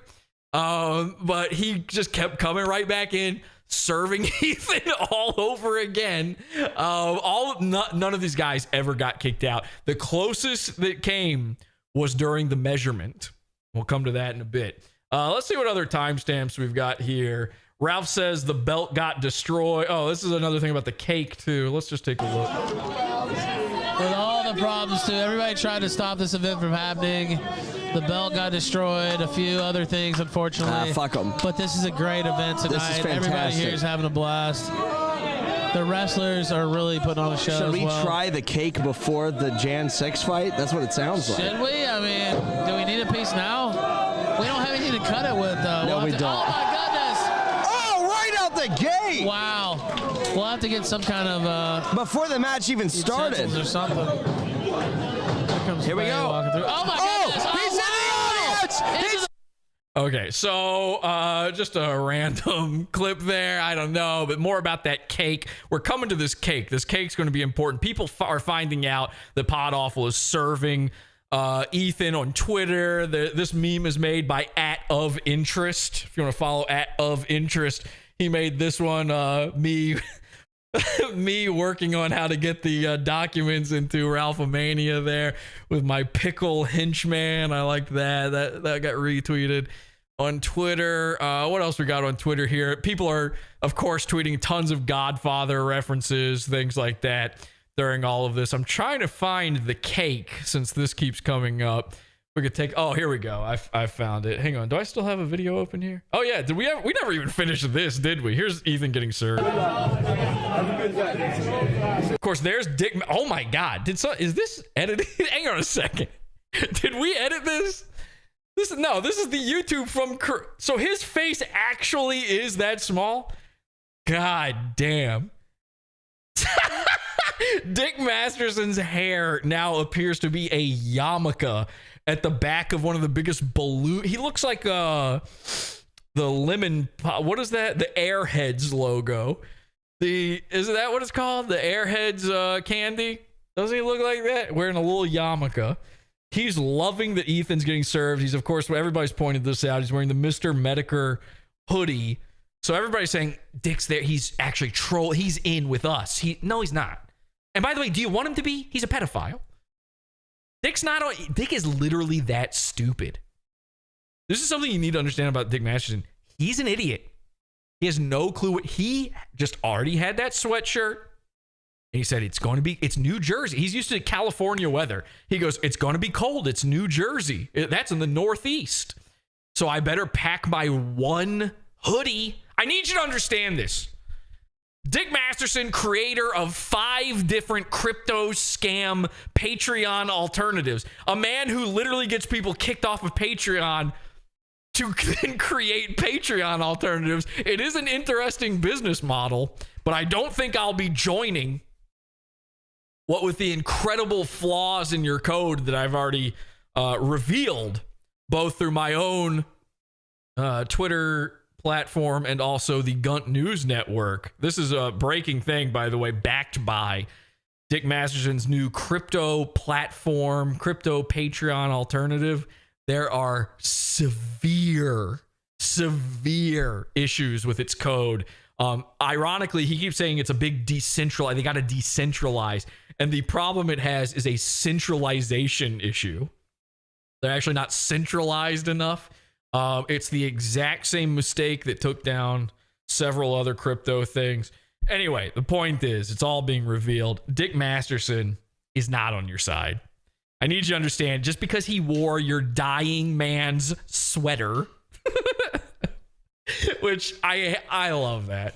You guys do know that Mr. Medicare, like Jim, I hate calling him that. I hate that you guys call him that. It's too familiar. I really don't like when someone says, Jim said. No, I don't. And neither do you. You're not his friend. What, do you call him on the phone? Hey, Jim. Oh, hey, Jim, it's so nice to talk to you. You taught me my sense of humor. Fucking loser. Anyway, you do know that Mr. Medicare has never worn one of those stupid hats, right? This is something that needs to be discussed, and now seems like the time to do it. In the middle of something completely different where I still have tons of content to show you. Seems like this is perfectly timed. Mr. Medicare sold those hats to you and thinks you look gay in them. Okay? He sold those hats to you and thinks you look gay in them. I know this. He told me this personally. I talk to Jim all the time. He thinks you look stupid. Those hats, those fucking 4-star hats, are the equivalent. I was going to say modern day equivalent, but they're really the 2016 equivalent to a V for Vendetta mask. All right? The only reason you like Mr. Medicare, the only reason he managed to survive so many humiliating things that would have canceled a ton of other people. You had a lot of goodwill for this guy, and I guess that's very nice of you, but anyone else would have been a lol cow, and I think there's a lot of missing father figures in the lives of Mr. Medicare fans. I think they like calling a guy Mr. I think that might be part of it. Oh, wow, Mr. You either call him Mr. or Daddy. I need you to start doing a serious deep dive into your own psyche on this one. I have a feeling if I held up a Rorschach test, you'd be seeing Mr. Medicare in every blotch. You'd be seeing your dad leaving for a carton of milk and Mr. Medicare coming in and saying hi to your mommy. Mr. Medicare survived like embarrassing, humiliating defeats and just stupid little like Pod Awful style speed bumps. He fell for the Simpspiracy thing and tweeted my shit out. He fell for Rest in Peace, Jeff. Rest in peace, Jeff. Obviously, just stupid shit. But nobody talks about this now that he's dead. You know what they say, speak ill of the dead. Now that he's dead, nobody brings up the fact that he just stopped streaming for 2 years. And I guess all of the people who loved him, like, and looked at him as a father figure were just so happy to have him back. They gave him a pass. But remember that whole Corona shit? That was gay. Remember how big of a freak out he had about it? How big of a gay lord he was? And here's why you gave him a pass. I don't blame you. This is a pure psychological thing that I think he lucked into. I don't think this was a Machiavellian play on his part. But Mr. Medicare, he doesn't have a face, right? Like, he's anonymous. Like literally anonymous. V for Vendetta. He's a white face so that you can. It's like when they don't give the player character in a video game a voice. Then you go, it's my voice. I'm him. I carry the big sword. I'm strong. I can defeat the Goombas. I guess they don't do that with Mario. Nobody's ever put themselves in the shoes of Mario. Ah, yes. Wah ha. Woohoo. Yee. Ooh. Wah ha. Eho. So Mr. Medicare is like, he's got the gaming headset. You like listening to him because it reminds you of talking to your friends when you're gaming. So you think, oh, I'm like one of the guys. I'm right here. I'm in Mr. Medicare's lobby with him. It's just me and him in here, and he's just talking to me. It's just me and him. And Mr. Medicare, instead of having a face or a mask, which is what a lot of all right, listen. Being anonymous online, like nobody knowing your face, is the most powerful thing you can do. It's stupid to be on camera. I say this as someone who puts himself on camera. It is so much easier to get away with telling everybody how it is and what it's like when you can't see their face. I've actually even noticed, and this is not a joke, I've noticed in these streams I've done lately where I have no camera, I've noticed I get a whole lot less pushback on ideas because you're not seeing how gay I look when I say them. If you saw Mr. Medicare's disgusting pimply face while he was sucking down Mersh-style cigarettes, saying to you the way it is and how he's above it all on the internet, you would never believe him because he would look like you saying it. But instead, he lets you step into his shoes and pretend to be Mr. Cool. And instead of using a cartoon avatar, which is what your typical YouTuber uses for this, they have a cartoon avatar, so you imagine their cartoon instead of their face, and you go, yeah, that sounds right. That teal deer certainly looks like he would say something cool. I don't know why that was my reference. That was a bad reference. They either do that or they wear a mask in their videos. And the mask guys are even more suspect, actually, than the cartoon avatar guys. But Mr. Medicare took it a step further. He was like, no, fuck that. I'm not even going to bother drawing a face. I'm not going to bother drawing a mask. I'm going to have a hat, and I'm going to sell it to these idiots so they can wear it too. You think they think they're me now? Wait until they're wearing the hat while listening to me. And I want you to right now picture all of the losers. I'm saying loser because I want to say a worse word, and I'm just not that clever. Think about all the elegant little boys who listened to Medicare's final stream. I'm allowed to say this. I was handed the torch. I am the new Mr. Medicare. Think of all the elegant little boys who listen, the paranormal children out there who were listening to Mr. Medicare's final stream while wearing the hat.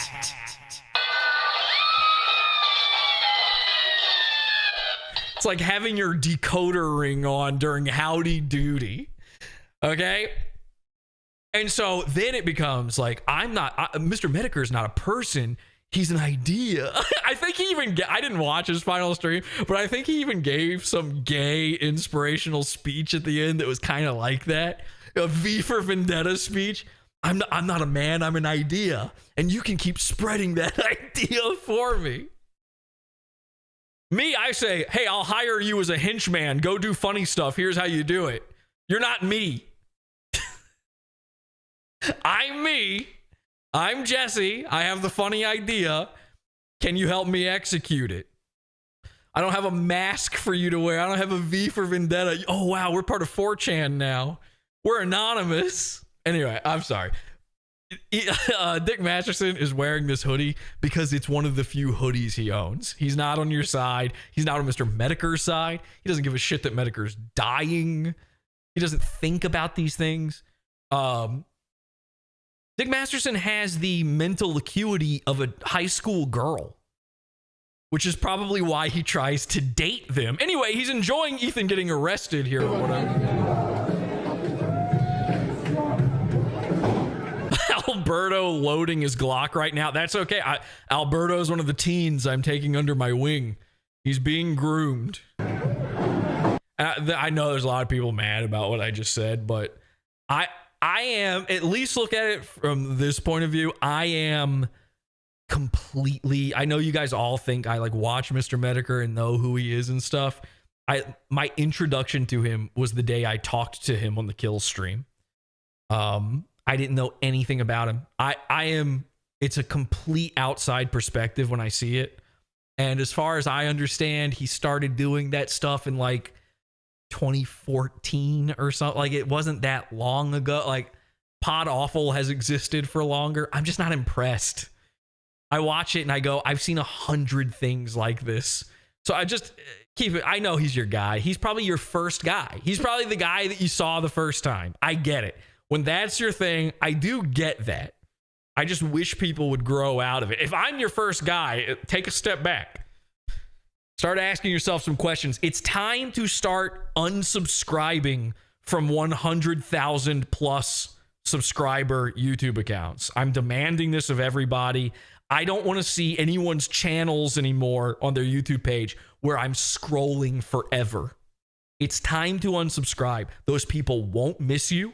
They don't need you. And if it actually does make a difference, think of how great that would be.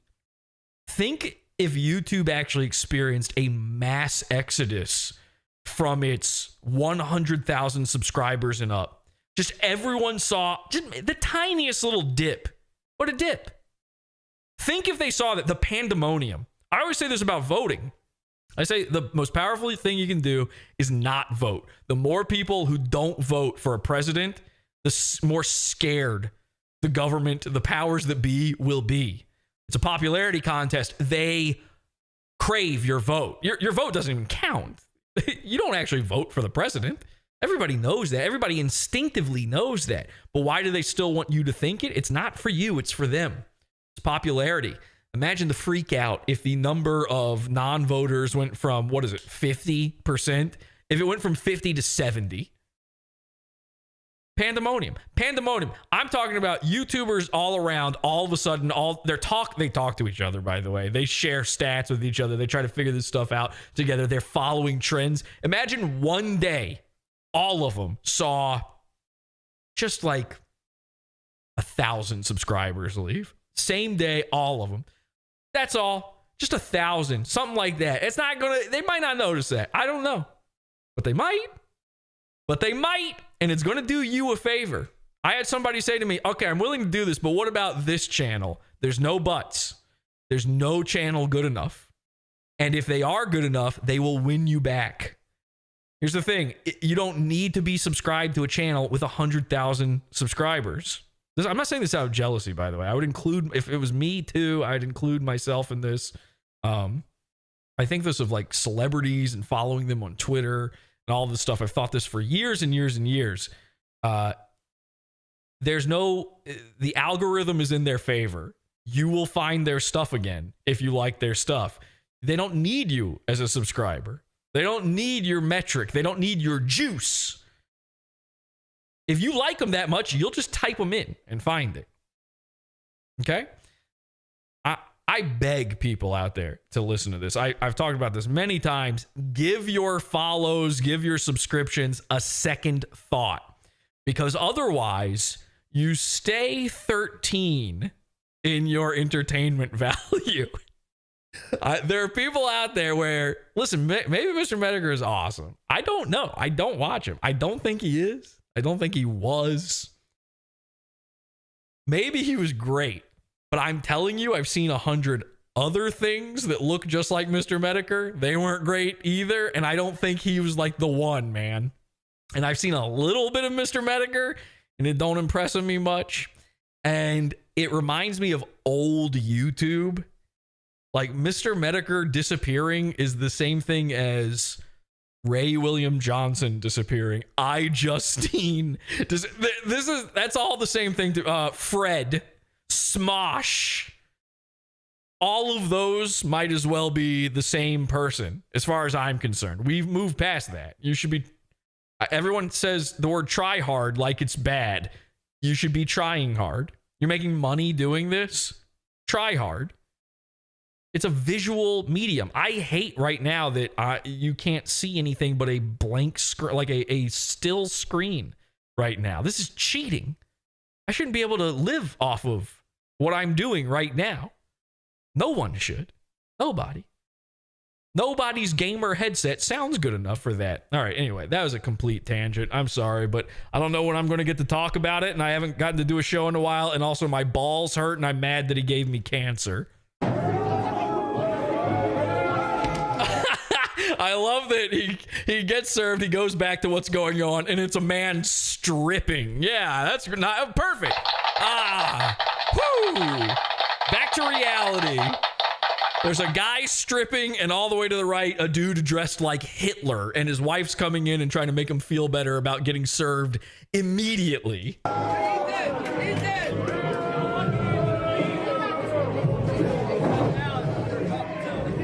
Is Jesse drunk for the first time? No, I'm not even on my pills right now. Am I drunk for what? Because I said Mr. Medicare is not that great?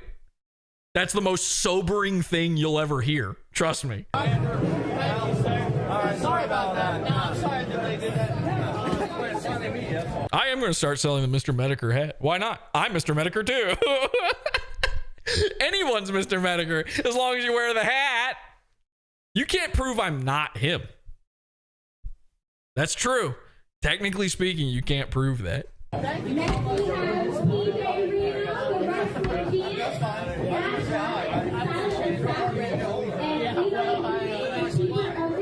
Wait, now I'm seeing in the chat they're mad. I was not looking at the chat that whole time. The people who are here just for this one event, this RALPHAMANIA thing, they're not. They don't enjoy what I just said. Which makes me want to keep saying it. I would be very careful in chat. Because this could become, I could derail this whole thing easily. And I got good stuff. I got good RALPHAMANIA stuff here. We've got his height docs. We've got everything. Okay? Good stuff. I know what happened with the cake. I know what happened with the ashes. We've got everything.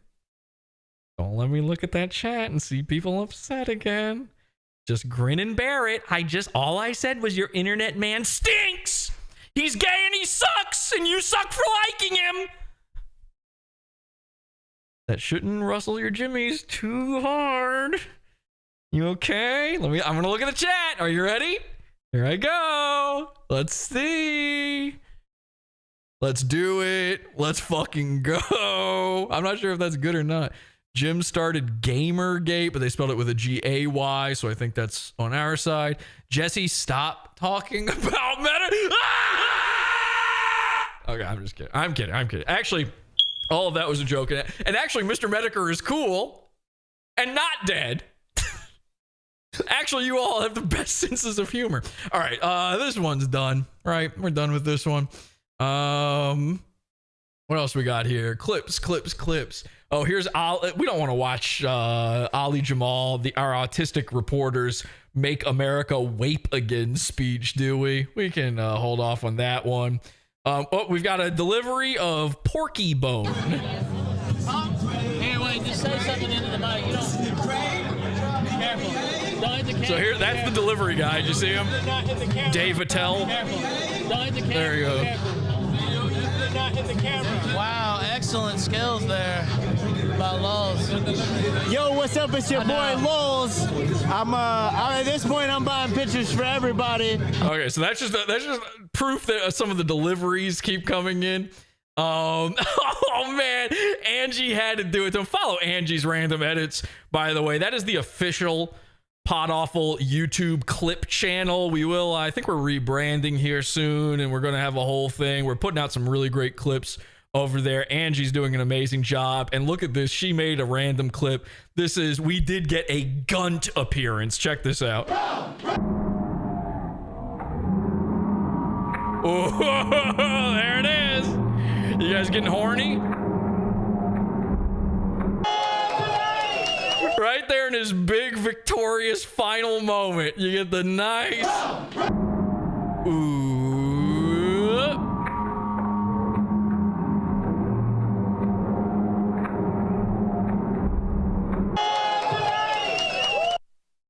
Okay, and I'm seeing in the chat, oh my god, hang on a second. Apparently Minnie once on Minnie Manson. Wow. Well, let me just ban you. Let me just ban you for spamming the chat. Okay, I'm doing that as a joke. It hurts my balls. I'm going to stop that. All right. That was a joke. I didn't mean to scream.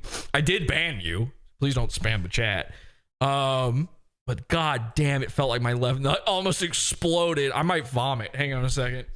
Do I have water? Fuck. Hang on a second. Okay. Yeah, mods, please ban anyone spamming like that. It has nothing. Why the fuck would I want Minnie Manson on the show during this? This has nothing to do with Minnie Manson. Nothing. Yeah, obviously I want to talk to Minnie Manson. She was working with a pedophile child for months. I kept telling her, stop working with this guy Botter. It turns out he's a child pedophile. Minnie Manson's probably got CP on her computer. Obviously, I would like to hear about that, but not right now. Okay, so this is the talk of the town here. No. This is random pot awful guy. I have no clue who this dude is. Yo, there's still pizza. Holy shit. See, he's wearing the new pot awful yellow t-shirt, potawful.shop, by the way, if you want to get that. Did you go? It's a great looking shirt. He's dressed like Fry from Futurama. I didn't send this guy. As far as I know, he didn't do anything. I got no clips from him. I'd love to hear from you, guy. Although I did hear on Twitter that this dude, this is what groypers are trying to say. These guys have to wrestle with their own demons. They're wrestled over this one.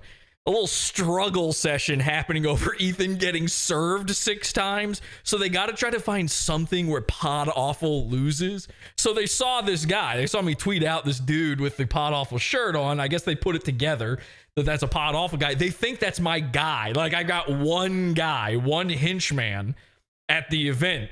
I don't know this dude at all. And so their little struggle with this is to say, this guy, he's Pot Awful's strongest foot soldier, and I caught him groveling to Beardson, saying, I hate Ethan, but I love you, Beardson. Yeah, I like Pot Awful, but nobody loves Beardson. And you can't grovel to a man who comes up to your tibias. It's just not possible. How is he going to do that? I know Beardson had his hole open, wide open for business earlier, but there's no one who could get on their knees low enough to suck. Not even this guy.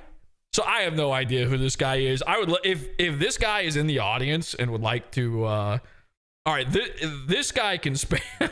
No, please don't do that. But if somehow we can find out who this guy is, I'd love to hear from him and see if he really did grovel to the hobbit of that is Beardson. I have a feeling that if anything even resembling that reaction happened, he was like joking, like it was sarcastic, and they didn't. No, but Beardson, I love you. That's the only way Beardson's ever heard that, from fans, from his girlfriend. Oh, no, I love you. You're cool. His mom, who I assume he lives with. The trailer. Oh, yeah?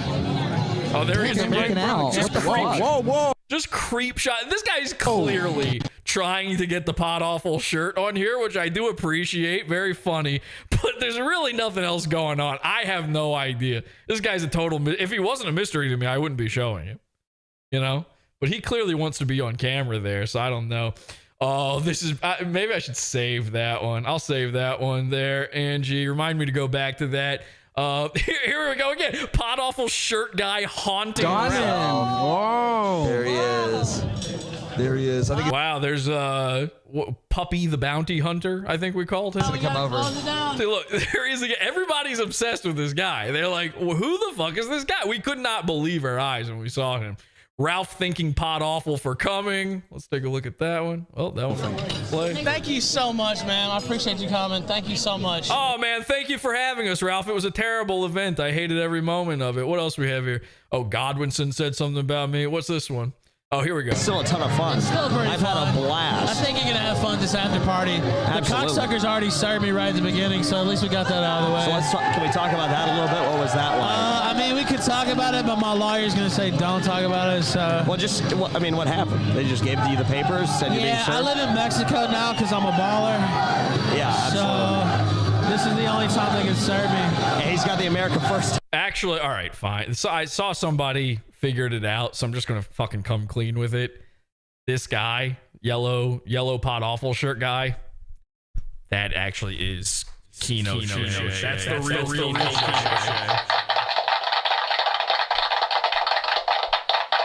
That's what he looks like. I'm sorry. I mean, that's the dude. Okay, so Ralph talking about us serving him. He already got served.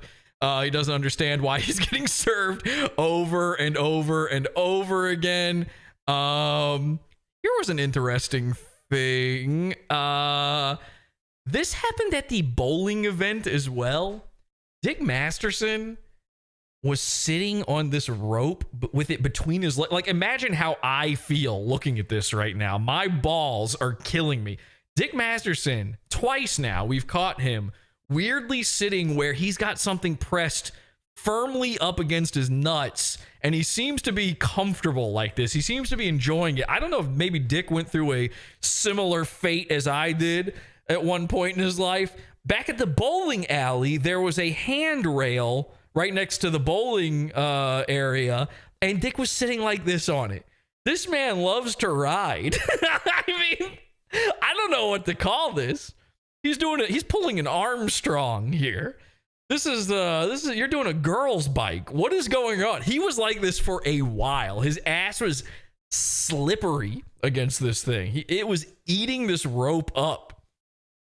I actually watched him. He started over at this side of the ring, and then he backed up across the rope, looking back behind himself and going, "It's eating it like spaghetti." That's true. That just happened. I don't know. Just an interesting factoid about RALPHAMANIA. I'm just trying to go through everything. I don't know what the order is anymore. I was going to go through the whole stream, but I don't know if it even seems worth it now. Okay, so here we've got Ralph explains getting served by the police, shouts out his biggest fan, Pod Awful. All right, let's take a look at this. Thank you to everybody who clipped this, by the way. Get him off. We're back, Compton. What We're just back. happened? All right, so explain.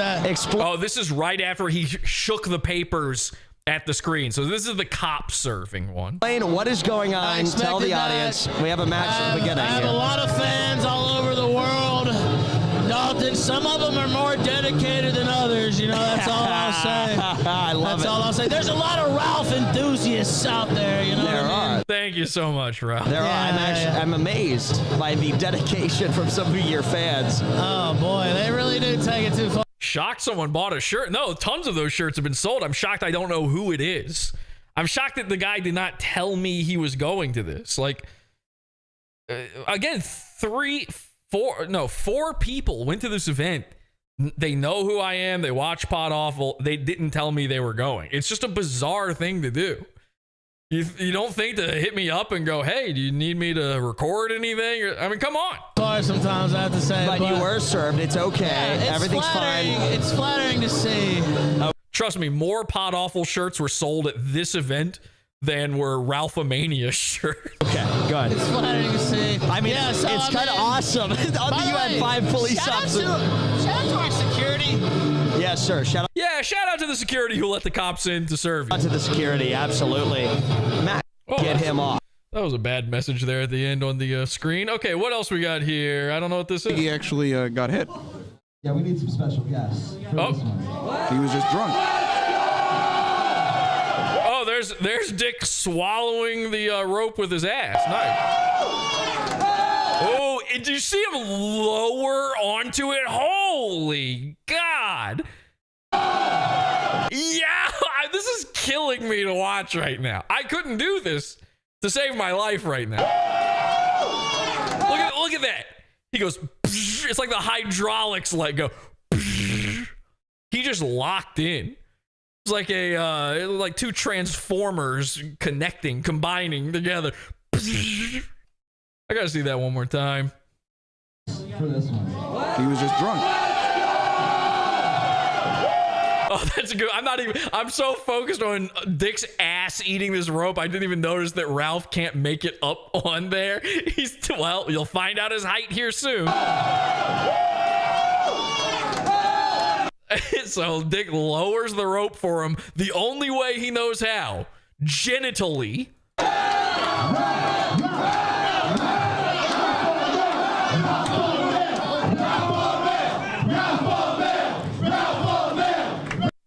Wow. Okay. So he spent a good amount of time really getting to know the bottom rope there.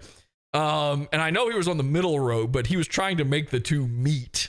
What do we got here? Okay, I think that's it from the clips there. What else do we need to see? We got to see some serving. Listen, I'm all over the place on this because, again, I'm kind of fucked up right now and I don't know what I'm doing. What do we want to see here? I don't know. Tell me in the chat room where we should go next. What do you want to hear about? What do you want to see? We've got it all. We've got clips from our side. We, of course, can watch the event as well. And we will be doxing that height soon. We will be finding out the secrets of the ash. Which is not the next Indiana Jones adventure, I'm pretty sure, but it might as well be. We did sneak men in to this. It was a Mission Impossible style adventure.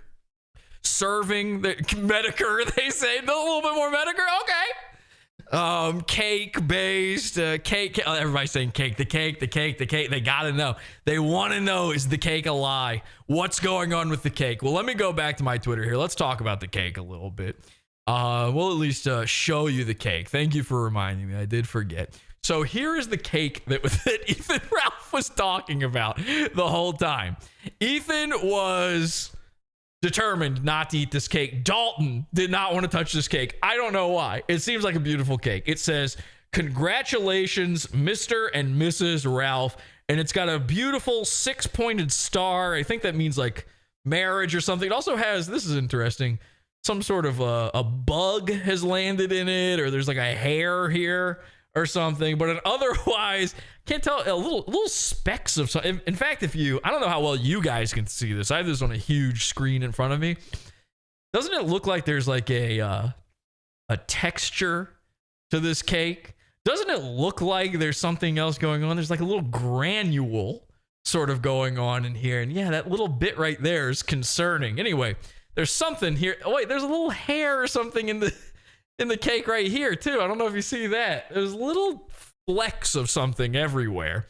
Oh no. They're saying definitely means marriage. Yeah, I don't know. That's like a Hindu sort of thing. This 6-pointed star. I don't know why Claude Awful didn't want anything to do with eating this cake. Actually, Ethan did. Ethan was excited to eat this. Now, there's a guy out there who is explaining to everybody that he got the cake, he bought the cake and everything. And 07, salute to that guy. I think his name is, I don't know if he wants his name out. I think he uses his real name even on like Kiwi Farms and stuff. I don't know if he wants his name out there, but salute to you. So this is a henchman. He got this cake. He also brought, if you saw the diapers and condoms in the trash. Is anybody familiar with this? There was another, this is a henchman because he did a diaper delivery. Diapers deployed. Check this out. Wait, what was that? They're just delivering him shit. They're delivering it. What was it? Oh, it was Pampers and condoms? Oh, shit. I'm sorry, man. Okay, so Ethan kept the cake. He literally did take the diapers, leave the cannoli. Okay, this is actually the Podfather now. I mean, it's really perfect. He kept the cake. He's like, oh, I'm gonna eat that cake. Y'all think I won't eat that cake? I'll eat that cake. And then he throws away diapers, which he could actually use these for his infant child. When I brought them to him before, he could have used them for his child. He threw them away. And condoms to try to prevent another kid from coming. He, of course, threw those away too. But he wanted this cake bad, real bad. And I was very glad to see just how bad he wanted it. I was hoping to God to watch him take a slice of that cake, put it in his mouth, and eat it. And I was gonna Unfortunately, we didn't get footage of him eating it. But all reports from all parties, even non-interested parties in this, every report tells me that not only did Ethan eat this cake, Dalton had some of the cake, Big Tech, everybody, Michael Sisko, Beardson, everyone in his crew. I probably Pantsu, if she was doing well enough at the merch table.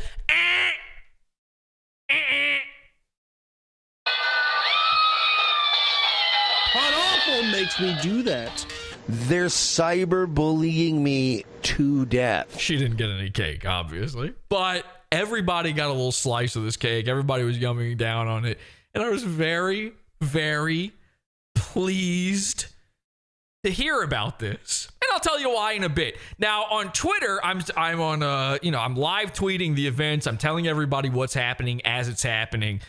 From my henchmen, I said Ralph has been served at least 3 times now. At least one was off camera. Let's take a look at one of his servings, okay? Not just a serving of cake, mind you. Let's take a look at this one right here.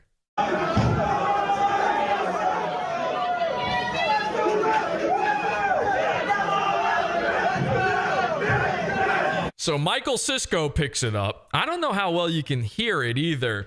But the guy does serve. He says, I think he even says on the, man, maybe we should have the Ethan side of things. Unfortunately, I don't know if I've got that right in front of me. I could open up the stream here and try to find it. Let me look through my timestamps here. Wait, did I get rid of? I didn't get rid of Discord, did I? That was stupid. Wait, did I? Or is that just back here? Where is that? Hello? I don't know. Anyway, I think I got rid of Discord by mistake. I got to find the timestamp because I think we're going to have to go back through the entire thing to find it. But luckily we did timestamp stuff, so it won't take too long. We need the audio from when he gets served because if you listen, there is a Pod Awful shout out during that part. And it's making me log back into Discord. Thanks, Discord. You're awesome. Wow, Discord, you just get better and better. I'm so glad I'm paying for Nitro. All right, where is the time code for this serving? All right.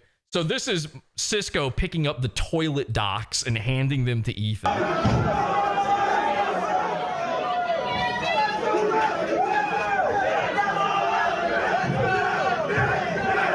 Ethan Ralph will serve those papers.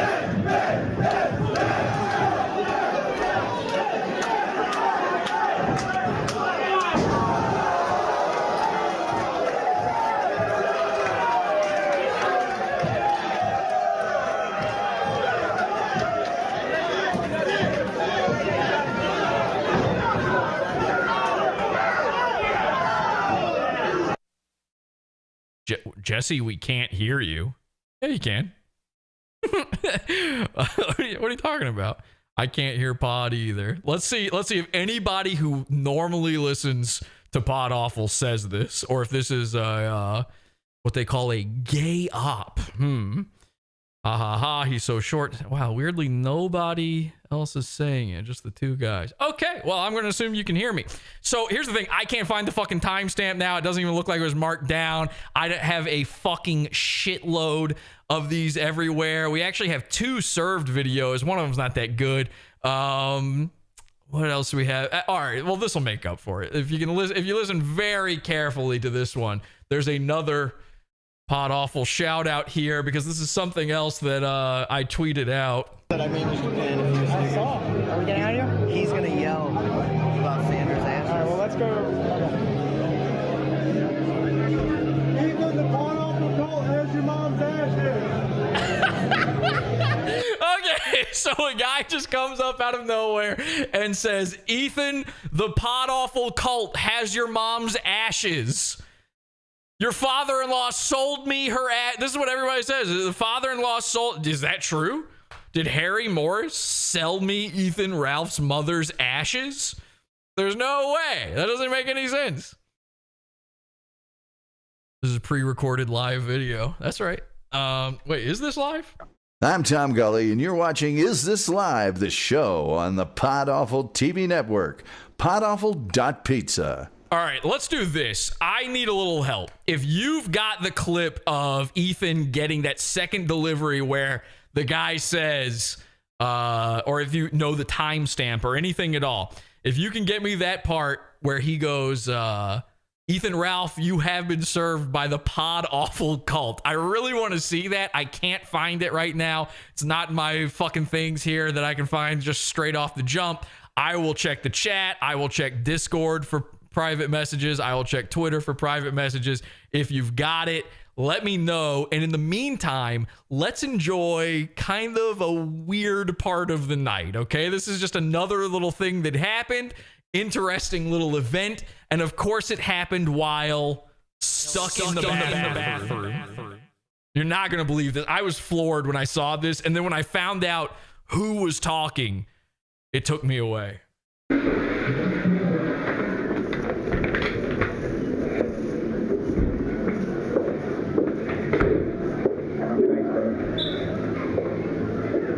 What's going on? I heard something about you getting cut or something? Cuts. Oh, what's that from? Oh, just from me digging at them. Oh, shit. I just created them and I can't stop picking them. This is the only way for me to not rip at them all day long. Wait, what started it? Just nothing. I created them. Huh. From digging.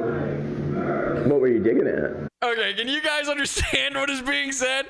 So here's a guy standing in the bathroom just picking at himself and trying to cover it up.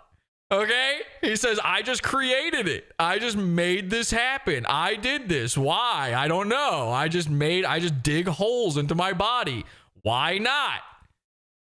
Blemishes, you know. Oh, okay, I get you. Yeah, and then you rip it. And if you look very carefully, I don't know how well you can see it. You can see there's band-aids all over his head. Scabs everywhere. And then it starts bleeding and now... Oh! Did you catch who it was? I see it in chat. Ladies and gentlemen, your main event somehow for the evening. Chaggot.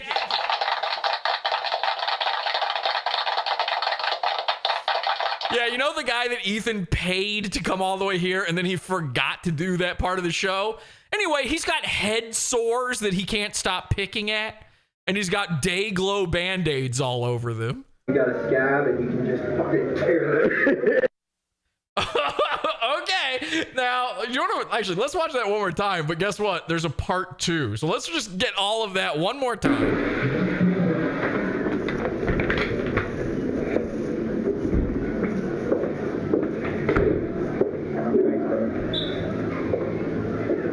What's going on? I heard something about you getting cut or something? Cuts. Oh, what's that from? Oh, just from me digging at them. Oh, shit. I just created them and I can't stop picking them. This is the only way for me to not rip at them all day long. Like, what started it? Just nothing. I created them. Huh. From digging. What were you digging at? Blemishes, you know. Oh. I love it that he says, I created them. Like it's like he came up with, an awesome invention or something. Or this is art. Yeah, I created them. They're sort of my creation. Okay, I get you. Yeah, I'm doing sort of a connect the dots sort of thing. And then you rip it, and then it starts bleeding, and now you've got a scab, and you can just fucking tear it. Okay, all right. That seems like a pretty cool thing to do. Chaggot seems like a pretty cool guy. Why not? Let's listen to part 2. This is a guy, you can hire him out for events. He does bat mitzvahs. What you gonna do? Bad situation though. You start and then it's hard to stop. I can't stop. I mean, I would have to stop in like 2 weeks. Sorry, man. I can't do a little crowded in here. You gotta have hobbies, you know. That's. But there's nothing that compares to that feeling. That's true. So I don't know. He can't stop because nothing compares to that feeling. And then look at this. Just every color Band-Aid under the sun. The colors of Benetton over here. It's like he's got paint samples on the back of his head. That's all I can do. Well, at least it looks cool, right? Yeah. Yeah, always look on the bright side of life. At least it looks cool. Your Band-Aids covering up your meth sores. That's kind of cool. Kinda. Right? He's still picking. He's got Band-Aids. He's covering them up with Band-Aids, and he's still picking. Are you trying to use the sink? Yeah, not anymore. I was going to wash my hands, but why bother? This event blows. It's disgusting in here, and you're covered in sores, so I think we're good. Now, here's the thing. Here's what people may not know, and we're going to put this out on the Gunt News Network. Keno Shea is going to tweet this out. The actual guy, the guy who wears the yellow shirt, Keno Shea, these are not just any meth sores. These aren't just picked scabs or ingrown hairs. No. Chaggot, it was official, and this is real. Please tell everybody at Kiwi Farms and COG about this. Chaggot was diagnosed, apparently, 2 months ago with monkeypox, and it has gone completely untreated. I got excited, very excited to see all of this. That means that Ethan Ralph, who was very close to Chaggot the whole time, puts his hands on him, flew him out, boarded him, you know. It was on the party bus with him. Chaggot was on the party bus to Atlantic City afterward. That means Ethan Ralph could very likely have monkeypox. I have autism. I can't help it. That's not true. It's not true. It is true. The pickle man tricked me again. So be on the lookout. Start watching Ethan's face for sores. Start watching the back of his folds for them. Get him to show his tits. 1, 2, 3, and 4. He may be covered in these sores as well. If you start seeing day glow bandages, and these are, by the way, you know why he's using those bandages. They use the multicolored ones. They give those out for free at the free gay health clinic. Like the LGBT clinic gives out rainbow band-aids, obviously. And where else are you going to get your supplies for monkeypox? Waiting for my friend, I'm good. You didn't hear about Chaggot's very extreme sore picking.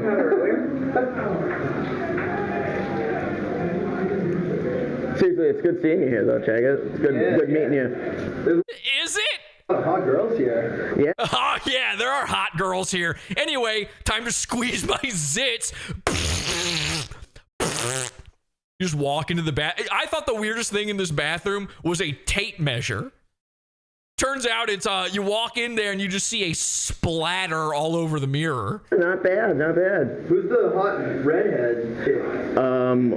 I don't know that I saw her, quite frankly. Okay, there you go. So that's our Chaggot stuff. And in the meantime, I was able to get that time code. Thank you very much to the henchman who provided me with that. Here is another henchman actually provided me with this copy of the stream. Hopefully this works. I couldn't get this to download for some reason, so I'm playing it right out of the Dropbox. Let's take a look here and see what happens. Here's RALPHAMANIA, Ralph getting served for a 4th or 5th time. Wow. What the fuck? Look at Beardson. The $10 honor system here tonight. PowerChat.live/the Ralph Retort. Mega support already.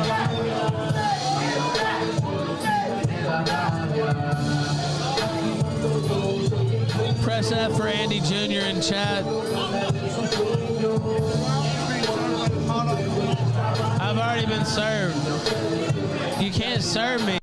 All right, could you hear it? It's very quiet. It's very quiet. Let's listen one more time. Mega support already.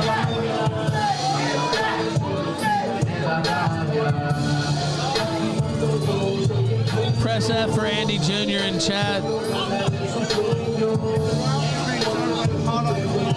I've already been served. You can't serve me. Ethan Ralph, you have been served by the Pod Awful cult. This isn't like the Terminator or something. Ethan Ralph, come with me if you want to live. And remember, the audience can't hear Ethan. They're just hearing this very loud music, so they don't even know this is going on. And then Ethan's like, what? You can't serve? Like, I've already been I keep getting served. Why am I getting served again? Ethan, you can be served again. Let me be very clear. Ethan Ralph can be served every day for the rest of his life. There's no rule against it. I checked.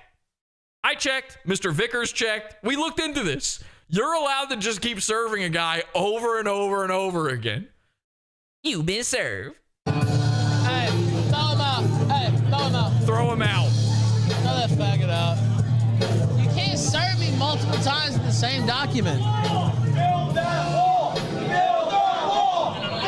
They served me with the same thing. It's like, dude, you can't. I got served by the actual police. Well, as if that serving means more. Like, if you were served by your own daughter, you were served just as much as any other serving. The cops can do it. Your daughter can. It doesn't give me anybody. What do you mean? I guess. And by the way, the whole point is, the whole reason we're doing it over and over again is that serving didn't necessarily, we weren't sure because we didn't know about the Corinne stream. That serving didn't necessarily happen on camera. Now here you are talking about it on camera. So once again, just playing into our hands. Served by the actual police at the beginning of the show. Like, you can't keep serving me, idiot. You want to bet? Because we're going to keep doing it. We're going to keep doing it over and over again. Ryan Boo. No, but just no sound. You'd rather a boo. See, look how tiny this Cisco guy is, too. Why are they all so small? What went into the water to create AF?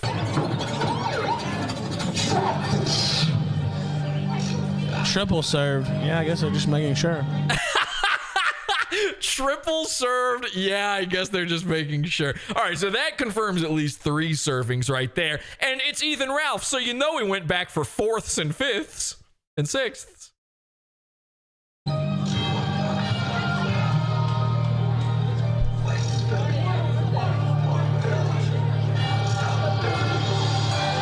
Oh, we've got Harry in chat, by the way. Ethan Ralph's father-in-law, Harry, in chat, who, of course, Harry gave me the ashes. They're in the cake. Everybody's saying the ashes are in the cake. Let's talk about that for a second, shall we? We got to address the cake situation. Everybody wants to know about the cake. The second I tweeted this out, let me go through my tweets here again. Oh, I've got, somebody sent this to me.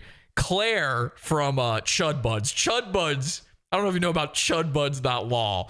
There's this retarded place filled with idiot Medicare fans. And for months, I've just been absolutely hectoring, harassing, haranguing, and also heckling them. And they fall for it every... Sorry, my pills are kicking in.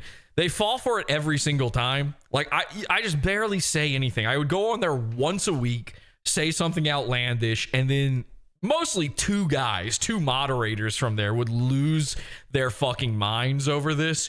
And then a couple weeks ago, I went on there and I just said I'm the moderator. I just lied and said I'm a new moderator. And then I had someone who was a moderator change my little verified flag on there to say I'm a moderator. I had no moderation powers. And I just started telling people they were shadow banned. And it upset so many autists that they believed it and went crying. There's this guy, 1010, who went crying to Claire about removing me as a moderator. Anyway, it all spiraled out of control the way I hoped it would. And I got banned. I was looking to get banned and I got banned. And during RALPHAMANIA, because I'm putting on all of these crazy events, everybody's watching. They want to see something funny happen, and only Pod Awful's making it happen. Well, Claire makes a post on Chud Buds. I can't see this website. This was sent to me. She says, unban at Pod Awful for the masterful toilet tank backup paper serving plan straight out of the motherfucking Godfather. And then yes, no, or yes, but also unban 1010, the other guy who got banned. And I just tweeted out, no thanks. I have no idea if they unbanned me or not. I'll never know. I'll never look. I don't want to be a part of your website. You're gay and you suck. Please actually don't watch my trolling. This isn't for you. You guys are supposed to watch another guy with no camera talk about the funny things that happened after the fact and then read super chats. That's more your speed. Okay? So then I tweeted out Pod Awful serves again. I'm tweeting every time somebody gets served. Keno Shea tweets out, breaking, Ethan Ralph, convicted sex offender, was just served for the 5th time. Wonder who tweeted that out from that account. Then we've got Ralph. Okay, this is a funny one. Ralph is apparently busy reading his papers and is not paying attention to the wrestlers. I kept getting notifications from people saying Ethan keeps forgetting to like commentate. He's supposed to be commentating the event, and he's so busy going through his toilet papers that he can't. His legal toilet paper, he could not pay attention. I said we're sending sausage. I tweeted out a picture of some of the pork neck bones that we sent there. Some of the more of the reviews, or not the reviews, the orders. A picture of Ethan and Dalton sitting at the desk gets tweeted out. And then I tweet this out. This was bad.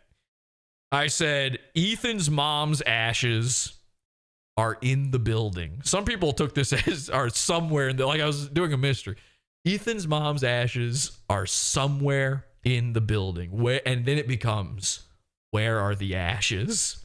And the number one idea everyone had was, for I don't know why, the number one idea everyone had was that they had been baked into this cake or mixed on top of the frosting with this. Again, there is a weird gritty thing going on top, and like little fibers, weird little fibers on it too.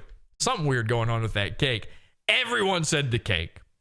Show us the pictures, Jesse. Which pictures? I was just reading tweets just then. What's in the cake, they say. Ha ha ha, yes, ha ha. Oh no. Now hang on. I didn't say, I never said her ashes were in the cake. Nobody said that, but I mean, everybody said it but me, really. I just said they're in the building, okay? And people started getting mad. And then the truthers came out. The troll truther, Cog, and all the autists who just fucking straight up don't know what a joke is. If you aren't laughing, listen, you don't have to laugh at the joke. Let me be clear about this. If you're laughing with the joke, then you're enjoying the joke. Then the joke is not on you. If you are getting mad at the joke, then you are the punchline. This is just a word of advice from the internet supervillain. Okay, I can be anywhere on Earth at any time. 1185, the henchmen, we are watching. We are out there. Don't go online tomorrow. So just a word of advice.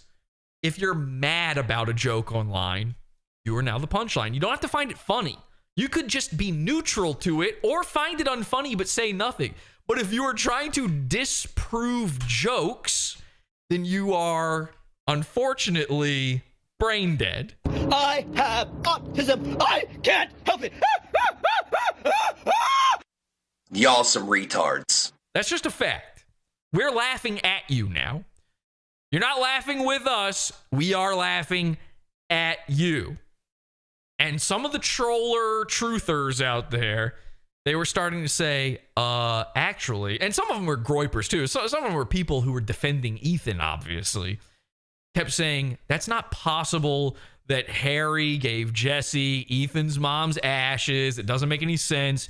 Ethan says that the ashes were actually in a garage somewhere with Michael Sisko, that short guy with the beard. He's got the ashes for Ethan. And again, all I said was the ashes are somewhere in the building. Okay, now we're going to come back to that. Okay, that's just another little tease. The ashes were somewhere in the building. That's all I'm going to say for now. Come back to the cake as well. Everybody, there's still a mystery going on with this cake. Then I tweeted out, there's a funny little thing that happened. You could actually just make this out on the live stream. But if you look very carefully here, there's an odd little thing on the turnbuckle on the ring there, the squared circle there. And if we do a little zoom in of it, let me just open that up. Zoom in here. You can see it's a Slaw is War sticker.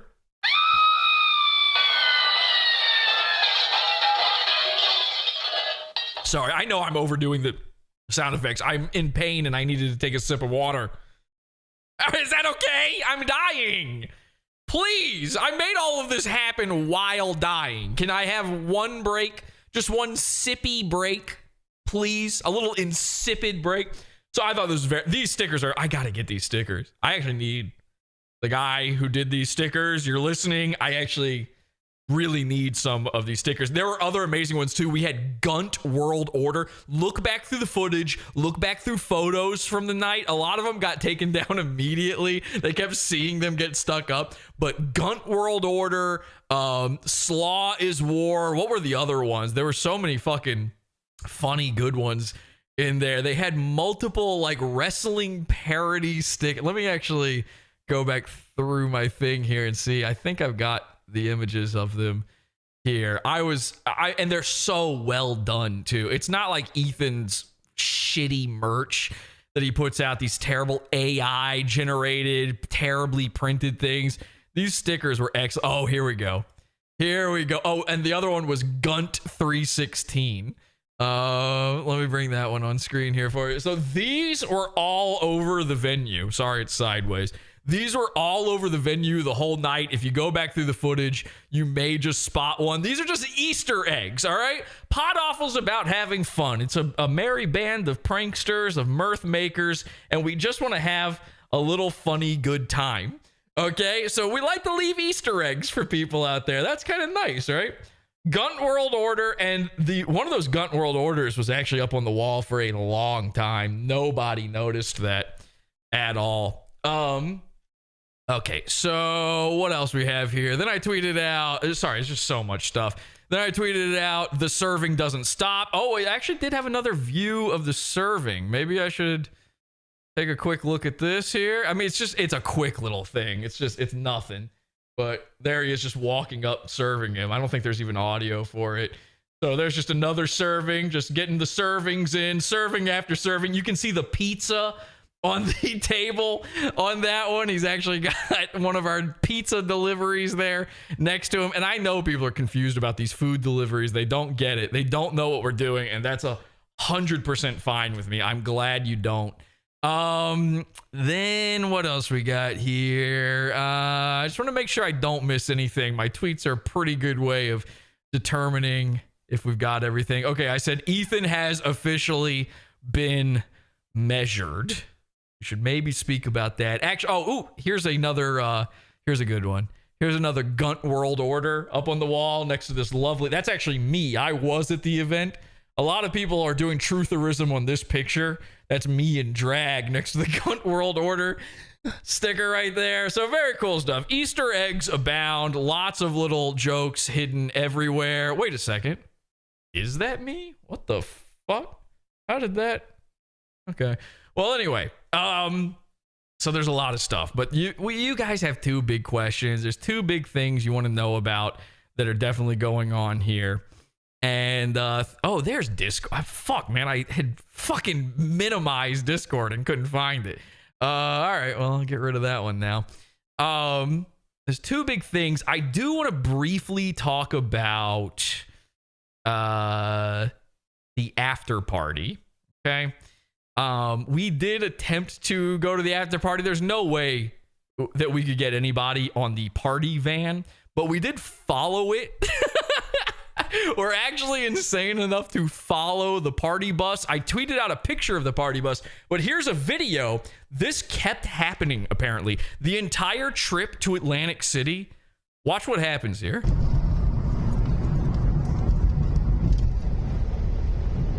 So that's the van ahead of the car here. And it's pulling over on the shoulder and stopping. And then my guy doesn't know what to do. He's like, okay, I guess I'll just pretend I'm not following and recording a vehicle. And he had to U-turn. He almost lost the van as a result. And by the time they pulled over and stopped so many times, and by the way, this is the new question. I want everybody out there. I want to see theories about this. Tweet at me at PodAwful. I want to see Kiwi Farms do theories about this. This is the question.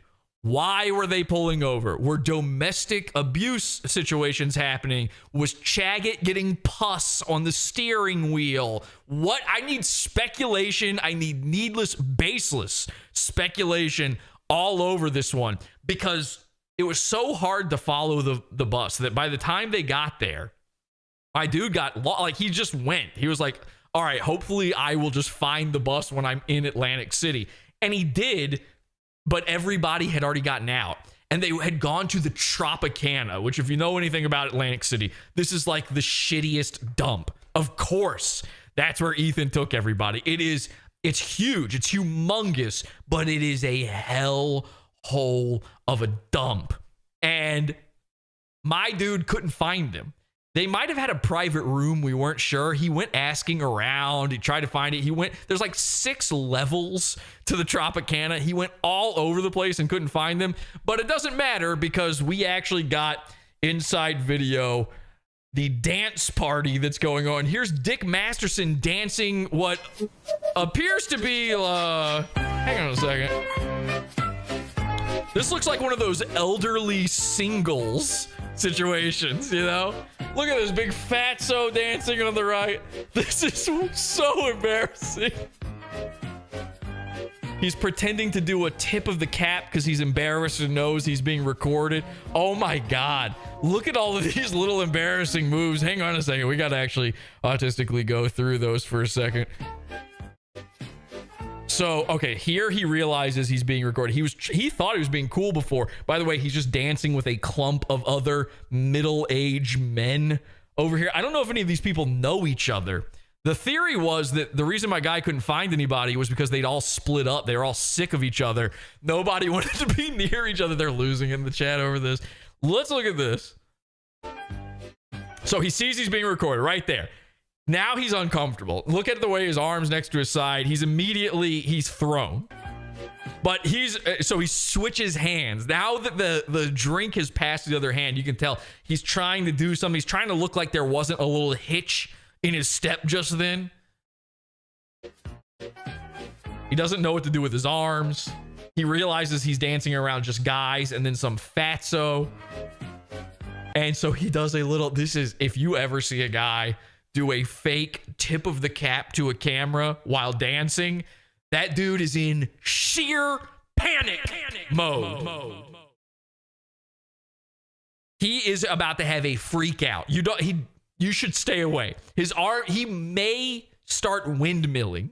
You can't be sure. On a dance floor, a guy doesn't know what to do with himself, particularly his arms. Anything could happen.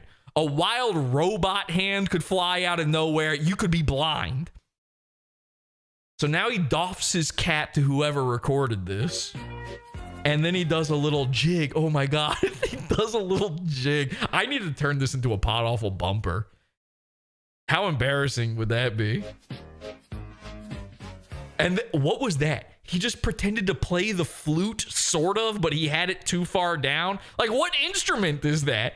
So now when you start doing air guitar or air instruments, but you clearly don't know how the instrument even physically functions in life, you are in fight or flight mode. We have a term for this. It's called nerd-adrenaline.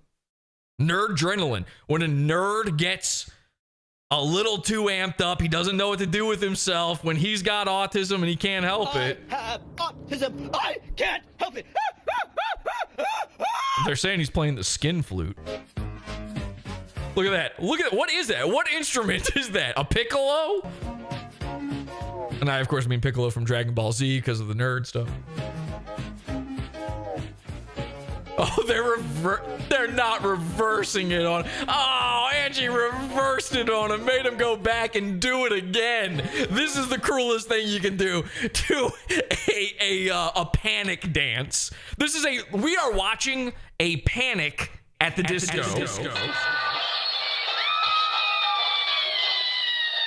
We're in sheer panic right now, and now we're reversing it. She's forcing him. Dance again, monkey. Dance again. Let's see do the little hat. Do the little hat. Now go back to being comfortable in your skin, sweetheart. Look how fat he's gotten. He's trying to, look at him. He's doing Mersh's poo-poo walk stance. He's trying to hold his back up straight like that actually makes you look fatter, dude. Like, hunch over, hide it. What are you doing? Yeah, let's see that poo-poo. Let's see that poo-poo. Did you shove it up in there with that bottom rope? They actually, I don't know if you know this, Dick was a wrestler in high school, and his nickname was Bottom Rope. All right, so is there anything else? That's probably it. Anyway, that's all I've got from AC. Sorry, I don't have the inside scoop on AC. What I do have the inside scoop on is the cake. Okay? Got the inside scoop on the cake, and I've got the inside scoop on a few things here. Well, how do I want to... Well, all right, I'll ask you this, and you might be wrong. We've got two big surprises for you. Do we want to end on Ethan's measurements, or do we want to end on Ethan's cake surprise? Okay, I will allow you to vote now. Cake surprise or Ethan's measurement, which is the final product of Pod Awful's shenanigans tonight, of the mayhem we caused. And I will check right now to see if there's any other good little, while you guys are voting, there might be a few other good little clips here. Here's an Ali Jamal clip. This is just sort of a little out of context Ali Jamal. I'm not sure how much you can hear in this. Let's take a look. Hey, Ali. Hello. Hey, how's it going? Hey, good to see you here. Glad to see you here. My wife had received this and you have no idea. You gotta love Nick and Ralph sitting there putting on all these fucking glasses. Okay, I don't know. That was just meeting Ali Jamal, just trying to wait for you guys to get your votes in. And we got another good one here. Here is, check this out. Here's part of one of our deliveries, and look what happens here. This is very interesting.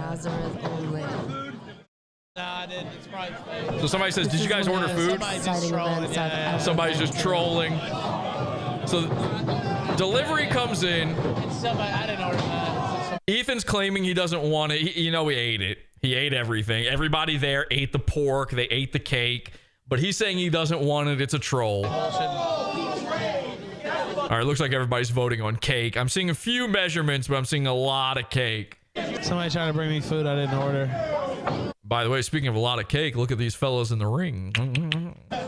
Corinne, did you order that food? Never. I barely eat. And then look at this. Right after that happened, there's a little cut there just to speed this up. But right after there's the talk of the food, Dick Masterson walks by. You see what's in his hand there? Dick Masterson was eating the food. He kept taking the food when Ethan didn't want it. All right, Corinne, thank you. And eating it. That's not a joke. Dick ate I think he ate the pork loin. He had sausage. I'm not sure. I think I've got a video here somewhere of Dick even talking about it, where like he's getting caught on camera talking about no, that's not it. Ooh, that's important for later. Where is it? I hope I can find it. No. Oh man, I can't find it now. Oh well, it's all right. Listen, sometimes just hearing it, you guys know I'm telling the truth. I would fucking show it if I could find it right now.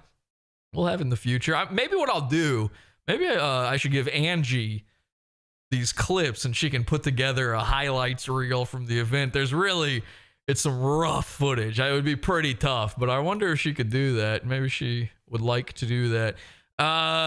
Goofy looking Ralph. I'm just reading through my clips here, and then we're going to go over our final two things. These are going to be good. It's going to knock you off your socks. You're going to love this. Some boring wrestling. See, so much of this is boring wrestling shit that it just doesn't seem worth it. Served. Sandra's ashes. We heard that part. Cops, Chaggot, Ali Jamal. Okay, let me get rid of some of these things so I know that I've gotten through with it. Okay, then let's do this. You guys want to know about the measurements? We did measurements. I told you we snuck in a tape measure to begin with, and we wanted our guy to go in and check to see if it was there still for the event.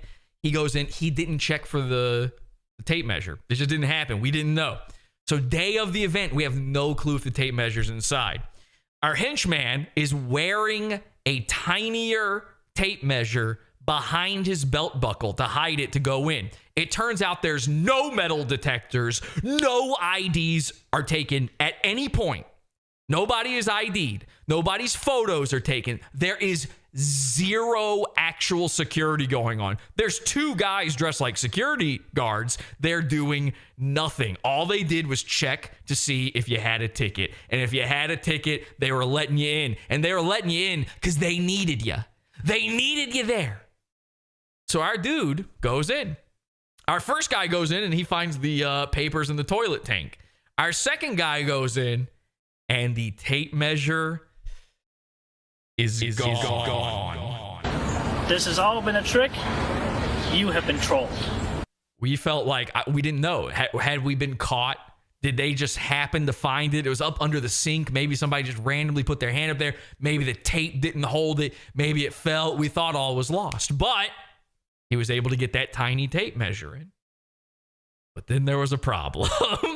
And the problem was caused by Pod Awful. But like I said, we had contingencies in place. At all times, we had contingencies in place. So we had the good idea. We had the funny idea, which is plan A. The good idea, which is plan B. Because really, we could have just snuck the papers in. Let's be honest.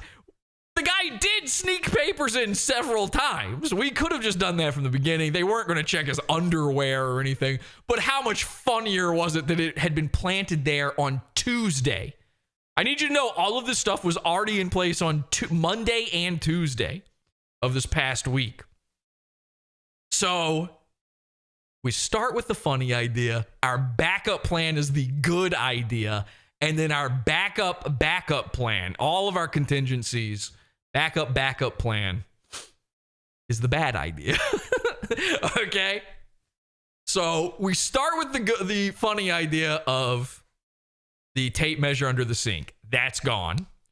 We go to do the good idea of the tiny tape measure in the belt buckle. But unfortunately, Pod Awful had caused so much havoc by serving him over and over again at this point that getting to Ethan had become difficult. And our guy hadn't measured him yet. And I had been saying, get up there and just measure him. You're not going to have another chance. But then we did realize at a point, like, nobody's getting kicked out. As many times as you hear Ethan say, kick that guy out, throw him out, go ahead and eject him. Nobody got kicked out. Nobody. Except for our measurement guy when he went to go measure. As soon as measurement guy goes to do his business, all eyes are on him. Don't know why, but they are fucking suspicious. They were watching him like a hawk. We had to drop the good idea. And then we had to go to the bad idea. But the bad idea was scientifically proven. We worked on this ahead of time. You see, I told you we had specialists in every single scenario. This was our Chinese acrobat guy. Remember the guy they sneak in at Ocean's 11 in a suitcase? If we were going to measure a short man, we needed a short man to do it. So my henchman, we specifically selected a guy who in his shoes is exactly to the T 5 foot 5 inches. Okay? 5 foot 5 inches. So if he stands normal, just straight up and down in any photo with Ethan Ralph, we can measure to basically a T exactly how much difference there is in their height. And we could easily do that because we also measured another thing on our friend's body. This henchman, his backup plan was he has a mole on his neck.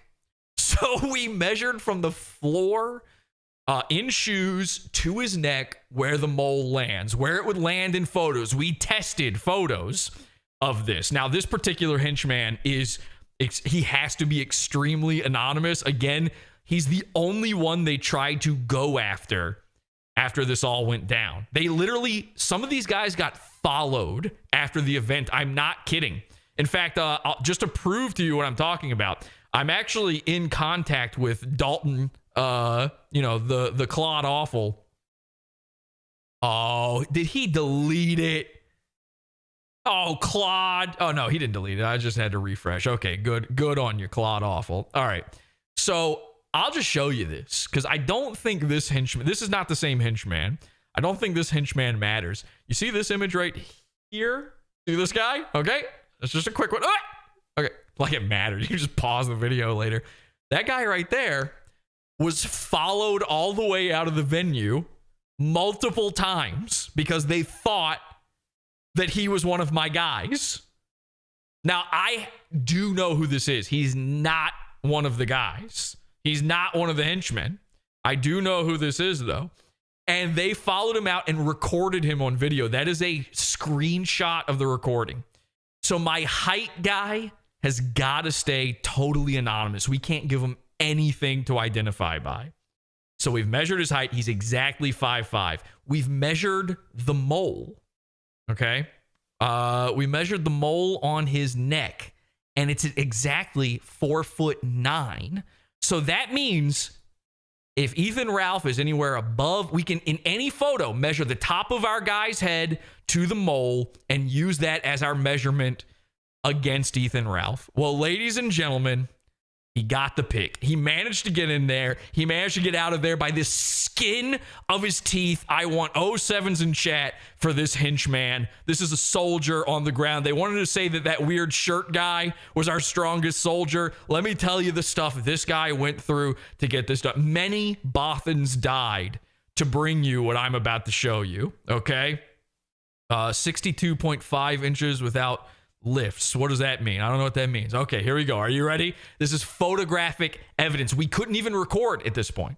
It was impossible to even secretly record at this point. All we could get was a photo. If we could get Ethan to believe this was a fan, and you can check this photo, you can see clearly in the background the drop ceiling. You will not find this picture of Ethan anywhere else. This is not modified other than to protect our henchman's anonymity and to show you the height differences here, okay?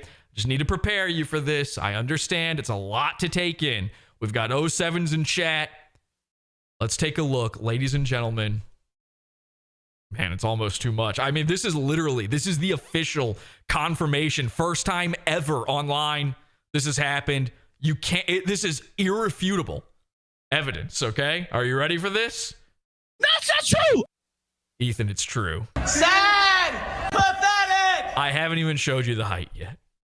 Ladies and gentlemen, without further ado. Bada bing, bada boom, baby.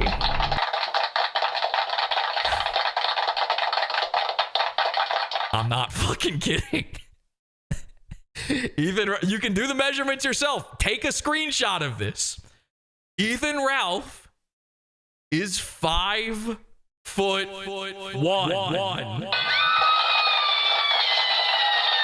I got excited, very excited to see all of this. It's not a meme. It's not just a meme. It's fucking true. This dude is 5'5". We had to have backup. You saw the tape measure. We had backups of backups. Here I have his belt buckle, by the way. One of the few things I didn't censor out of this picture is here's the guy's belt buckle. That's where he was hiding the tape measure. He couldn't get it done. Everywhere around him in this photo, it's big tech. It's fucking, I mean, obviously the guy's not going to get beat up. He's not worried about that, but all of Ethan's dudes are around him. Anybody's going to get pummeled. It's in this fucking scenario. Here's the mole. The mole is at exactly 4'9". By the way, I thought about this after the fact. I looked this up. The distance between buttons, the average distance between buttons on a jersey like this is about 3.5. So you can use that as well if you like. Our guy's 5'5". Ethan Ralph is exactly 5'1". I got excited, very excited to see all of this. It's amazing stuff. I could not be more pleased. I couldn't believe what I was seeing. Pot off a one. Pot off a one.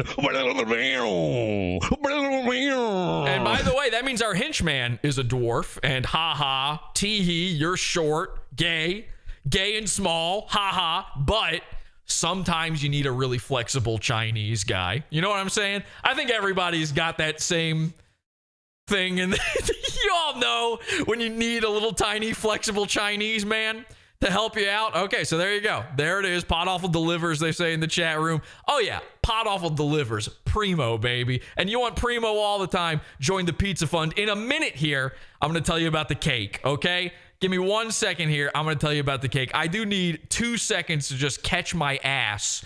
But if you want Primo content delivered all the time, the greatest stuff, if you think this is amazing, wait till you see what we do hidden behind the paywall. Podawful.pizza.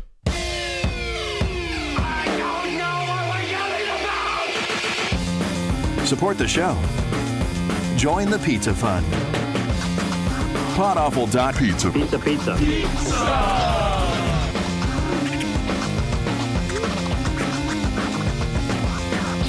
Podawful.pizza.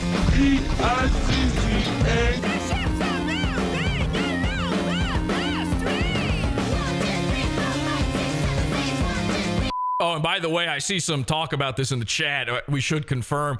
I don't have the photo here, but we can confirm that Beardson is under 5 feet tall. So that is also confirmed. Beardson is, I don't know the exact measurement. The picture was a little, in this one, the guy is standing straight up, and the other one, he's bent over a little, probably because he's taking a picture with Beardson. But I would say Beardson's probably like 4'10", 4'11", something like that. Anyway. Okay, now it's time for the cake. Is the cake a lie? This has been the question on everyone's minds. They've been wanting to know. Jesse, are you sick enough to have put ashes, Ethan Ralph's mother's ashes, into a cake and then feed it to him, his wife, and all of his friends? You said the ashes were in the building. The truther said that's impossible. What did you mean? What was happening? What is the truth? Let me start with this. All right, and I want you to look deeply into this cake as I say it. There absolutely were ashes inside this cake. That is not a joke. There's no troll job here. There were ashes in the cake, okay? Now, I'm going to go on a slight tangent here to explain the reality and the physics and everything about this. I am the first person that I'm aware of online to refer to Ethan as a real-life Cartman. I actually said this to him in his chat room one time on the kill stream, and he replied. He saw it. He knew it was from me, and he said that his mom used to call him that. She used to say he's Cartman. When I say I am entertained by Ethan Ralph, I am entertained by him the exact same way I am entertained by Cartman. Probably wouldn't want to be friends with him, but boy, it's funny to watch. Now, I say that because I grew up watching South Park. And I was a late comer to South Park. And I do mean comer. And I'll be a late comer for the rest of my life, apparently, with this ailment I have. I actually remember the first time I really watched it. It was late into the game. I had seen the early seasons and thought it was so stupid. It's, okay, I get it. Kids cursing. Wow. And those first seasons do suck. But I didn't realize it got really good after that. And one episode in particular made not only me fall in love, but my dad fall in love. This is obviously when I still lived at home. I walk in one day, and this is not like my father to do. I walk in one day to find my dad watching South Park. And he is dying laughing at it. It is killing him. I've never seen him laugh harder than this. He's crying. There's literal tears rolling down his face. He is an old guy. He's from an old school, man. You don't know. He's from a time where you didn't cross the block in certain places if you weren't the right color. You know what I'm saying? This is a guy who, he doesn't typically cotton to this sort of thing. But he's watching this episode, and he is about to puke laughing. And I'll never forget what episode it was. It's what hooked me on it. He's watching this episode and he says, I can't believe this even exists. I can't believe they put it on TV. You gotta see this. And this was back when they would replay South Park immediately after it was just on. So it replayed and I watched it with my dad. He laughed just as hard the second time. I know his laughter made my laughter even larger. Like it absolutely made me laugh at it way harder. But there's no way I wouldn't have been dying laughing anyway. Because I think it's probably the absolute pinnacle, the funniest episode of the show. And it's crazy. It's insane. It's dark. It's the Scott Tenorman episode. I'm inspired by Cartman to some degree. Hacksaw, I was all ready to put on my chili con carnival so that I could tell you personally about your parents' demise. And of course, feed you your chili. Do you like it? Do you like it, Scott? I call it Mr. and Mrs. Tenorman chili. Oh my God! Okay, so he holds up a finger with a wedding ring on it. There was a secret ingredient in the chili the whole time. Oh my God! Nya, nya, nya, nya, nya, nya. I made you eat your parents. Nya, nya, nya, nya, nya, nya. This ending, I'm about to die watching this right now. I haven't watched this in so long, and all I'm picturing right now is my dad, red face, just ruddy, losing it. This is the second time he watched it. The second time through, he's like, Nya, nya, nya. I made you eat your parents. Nya, nya, nya, nya, nya, nya. Jesus Christ, dude. My mom and dad are dead. No! No! Excuse me. Who are you? We're that band, Radiohead. We're the wrestlers you hired. We're your favorites, wrestlers, and all your friends. Jeez, what a little crybaby. What a fatso. You gonna cry all day, crybaby? You know, everyone has problems. It doesn't mean you have to be a little crybaby about To Serve Pig. It's a cookbook. it. Come on, guys, let's go. This kid is totally not cool. Yeah, that's the most uncool kid I've ever met. Little crybaby.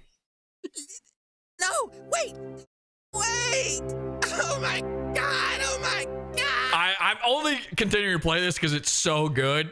In case anyone's ever missed this. I don't know how you would have missed this. Yes! Yes! Oh, let me taste your tears, Scott. Your tears are so yummy and sweet. Dude, I think it might be best for us to never piss Cartman off again. Good call. Oh, the tears of unfathomable sadness. Yummy. Yummy, you guys. That's all, folks. Whoa, some Mr. Burgers there at the end. Okay, so to me, that's the funniest thing that's ever happened in a cartoon ever. To me, Ethan Ralph is a human cartoon. I'm inspired by Cartman. Were Ethan Ralph's mom's ashes in the building that night? Did they move around the building quite a bit? Huh, I wonder. Dude, I'm starting to think we shouldn't fuck with Pod Awful anymore. Huh, yeah, this is pretty fucked up right here. Pansy, let's get married in Vegas. But, Pansy, I want to get married by Elvis. Okay, I gotta level with you here for a second. Ethan's mom's ashes were in the building, but they were there because Michael Sisko brought them for Ethan to have back. Okay. Now, I watched the chat just now, and you guys were freaking the fuck out, loving the idea that I fed a man his own mother. That is fucking sick. I tweeted out Ethan's mom's ashes are in the building because I thought it was crazy that he had brought the ashes to hand over. It was like this tribal ceremony or something. Everyone else ran with this and said it was in the cake. I didn't even think of that. That's a crazy thing. They're saying don't ruin it. I'm sorry, I'm just a troll truther. I have to tell you the truth. It's insane for you to want a man to eat his own mother. Because I'll tell you what my plan was if I had gotten the ashes. I planned to give them back to Ethan Ralph. It's his mother. But I did plan one more thing. my idea was to take the ashes to the dialysis clinic that Ethan refused to take her to and make him pick her up there. You know, just to make up for old time's sake. That was my plan. But never to feed her to him. However, that said, there are actually ashes in this cake. It's just not those ashes. Remember when I said earlier, there's little bits of stuff in here. There's fibers. You can literally see little black and red fibers and stuff. Not red, but whatever that is there. You can see little black fibers in this, right? There are ashes in the cake, and I actually did receive something from Harry Morris. This is true. I'm a truther, okay? This is true. I think you guys are sick for your idea. I don't know where the rumor started that his mother's ashes were in the cake he ate. That's a crazy rumor to start. And you would have to be a sicko to say something like that. You would have to be really gross to get your friend with a Kiwi Farms account to start saying on there, hey, wait, you don't think the ashes are in the cake, do you? You would have to be fucked in the head to do that. No. There were ashes in the cake, but they're not human ashes. That would be insane.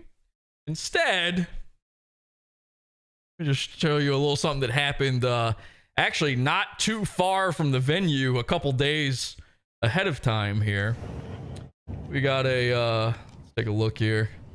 Oh, we got a package here from a Harry Morris, Rochester, New York. That's interesting. There you go. Harry Morris sent me a little something in the mail. And they're saying, why are you saying Tug? It's not his dog. That's disgusting. Come on. How would I even have that? No. Ladies and gentlemen, listen. Will I one day become as evil as Cartman? Maybe.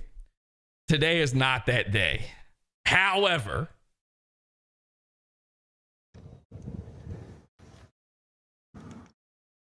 that is burning the official. This is real. This is true.